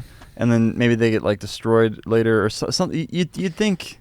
Or something. That something would be set up with the vase. It's quick to say. You can show it real quick. It's the vase. You don't have to spend a bunch of time on it. The vase. Yeah, that was like a funny, weird thing or whatever. But something valuable. Then they eat or whatever. More than this house. They eat and they go outside and it's like, oh, there's no more Christmas lights, and they're like, well, about that, and the whole town shows up with all their Christmas lights. Oh, because Danny DeVito never got what he wanted. He never got to be seen from space. Oh, from space. That was and so the whole town shows up. Yeah. And Matthew Broderick's like, you'd be surprised how bad the eyesight is in this town. Like he knows everybody. Yeah. Everybody needs his services. So maybe he'll just help Danny DeVito get out of all this debt because like he's loaded, right? you know, I think it would have been funnier though. The movie would have been funnier if he had like been like not like an optometrist, but like a urologist or like a proctologist. You'd be surprised how many people have broken assholes in this town. But that wouldn't work for the gag though. For this moment, you'd be surprised how many people's penises don't work in this town. That would have been better with like the old lady. The old lady. The old lady at the beginning. Yeah. I'm hot. I'm hot. Yeah. Ma'am, your anus is prolapsing. Ma'am, you look like you're about 80, but your asshole looks no older than 20. So they shut up. Oh man. So then, they put all the lights from the entire town on Danny DeVito's house, and then you can see it from space. And there's like a random like little musical number. Like his wife starts singing like a Jesus song. Yeah, there's like a song about the nativity. I'm talking about. There's like some nice Jesus stuff going on. Like a nativity song. And then finally there's some smooching. They kiss. Well, like they try to turn the lights on, but then the power doesn't work or whatever, and then everyone's like, "Oh," and they're like, "Oh, we can all pull out our cell phones." Yeah. Everyone like pulls out like a cell phone, like, and you can tell it's like nothing on any of the screens. They're all like prop They're all phones. like Motorola, like pre-iPhone. Yeah. Phones. Like it's like Attack of the Flip Phones or BlackBerry something. type shit. Yeah, and they're all holding them up like they're lighters. Kind of. And they all start singing like a nativity song. Then she starts singing, and then the son, he's like, "Wait a minute," and like because like the big plug isn't all the way plugged in. Yeah. Then he like plugs it in, and then it's like. Yeah, everyone's content. Like they had their like Christmas moment, right? But then on icing the cake, because Christmas isn't about like it's not about like the material trappings, right, of course. Right. Yeah, but then at the end we of course do get the grand, moment where Kumar from Harold and Kumar is like monitoring at the space station or whatever, and he's like, "Whoa!" and they all get blinded because like, right. I mean, this thing is so bright. It's brighter than like major metropolitan cities where it actually shoots a beam of light directly into space. Right. Yeah. No. Yeah. What the fuck is going on? Turn into like a different movie. It shoots it directly into space. Yeah, it was so goofy. It like goes through the atmosphere. It's in space, and it's literally so bright on the photo that the people in the at the company that does the My Earth or whatever, it blows their. It's like too bright for them. It's like. It's like they've never seen like a white screen. Yeah. It like goes like it makes the screen like go brighter than it's ever gone. It's like magical or something. Yeah. It's the Christmas miracle. It is. It's a Christmas miracle. Yeah. And then the movie kind of ends. Is that it? Yeah. Nice. That was it. I give it 6 Danny DeVitos out of 10. 6? Yeah. Out of 10? Wow, that's pretty high. That's high praise. It was. I mean, 6 Danny DeVitos out of 10 for the kind of movie that it is in terms of like a Christmas comedy. I don't know if this like qualifier, this like it's like very strange Christmas qualifier that you have. What rating it within the genre? The genre of Christmas comedies? Christmas isn't a genre. Are you kidding me? That Christmas movies are not their own genre? Dude, it's within the subgenre, okay, of Christmas comedies. What is wrong? Who cares what the genre is? It's because the movie's either bad or good. Because it's a specific like season of film. Like so you don't rate Halloween movies. You wouldn't say in terms of like a Halloween movie. No. You wouldn't like. There's no in terms of a 4th of July movie like Independence Day. 4th of July movie. Independence Day. There's like one. Yeah, and it's good. A lot of people really don't like Independence Day. I don't know why. It's a good, it's fun for the whole. It's fun for the whole family. The thing is, this movie didn't have a consistent, solid tone. It wanted It wanted its cake and it didn't have solid tone. To eat it too. It wanted what do you mean? It wanted to switch up the characters and their motivations whenever it was convenient for the plot, and I didn't appreciate that. It didn't have solid tone. No. What? It was all over the place. When did it change the tone? The script maybe it was like hacked up and punched up and. It just didn't seem like a really clear like comedic voice. It was very benign, like I said, banal. Banal? Yeah. What are some of Who's your daddy? Descriptor words. Who's your daddy? Cringe. There were lots of cringe moments where I couldn't even take it. Where it was like, you are literally the Grinch who stole Christmas. This is ultra cringe. You are literally the Grinch who stole Christmas. This movie has a 6% on Rotten Tomatoes. Okay. You cannot come at me like that. What? And those people are wrong. Mackenzie's the one who put us up to this because she intentionally did this to sabotage our podcast because she was mad that we made her watch all those Marvel movies. And she didn't like that. That's for sure. And so she chose this movie to fuck with us, and it worked. bravo. It didn't fuck with me. I kind of somehow it was Mason, who hates literally every movie. It was a quick hour and a half. Here's the thing, bro. Like I expected nothing, right? Like it's a quick hour and a half. Danny DeVito was good. I like the relationships that the people had, that the wives had with each other. I liked how there wasn't that much animosity. What is it? Opposite Day? It was fun. Like it was a fun movie. Like I would not watch it again. I wouldn't watch it any other time than Christmas. This one time.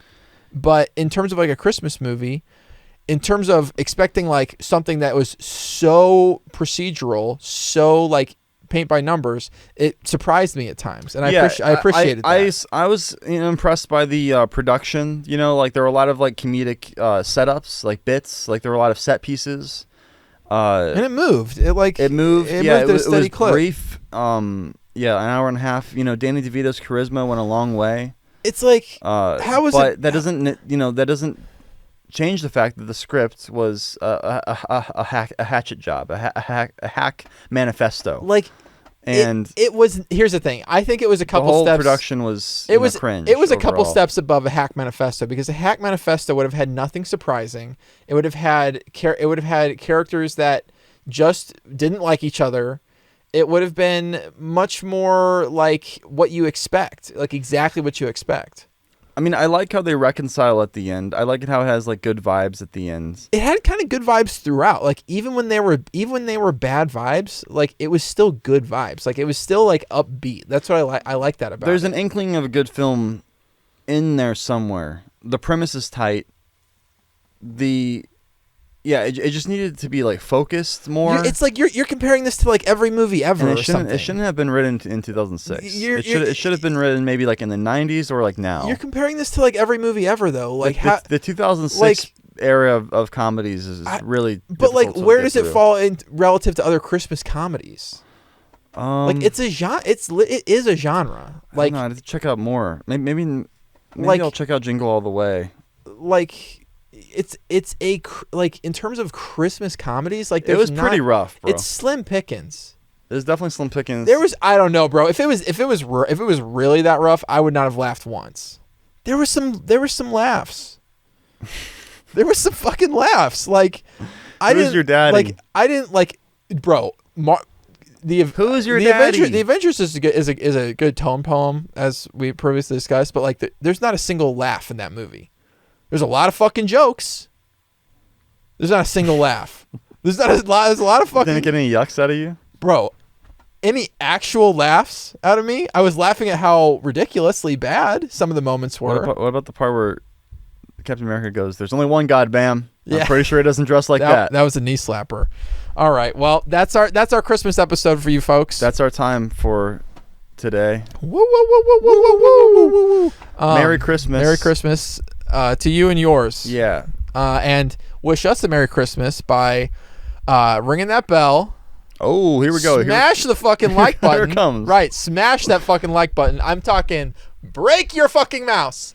And, sub to the old Patreon. Did I already say that? Yeah. We're going to be taking a short hiatus.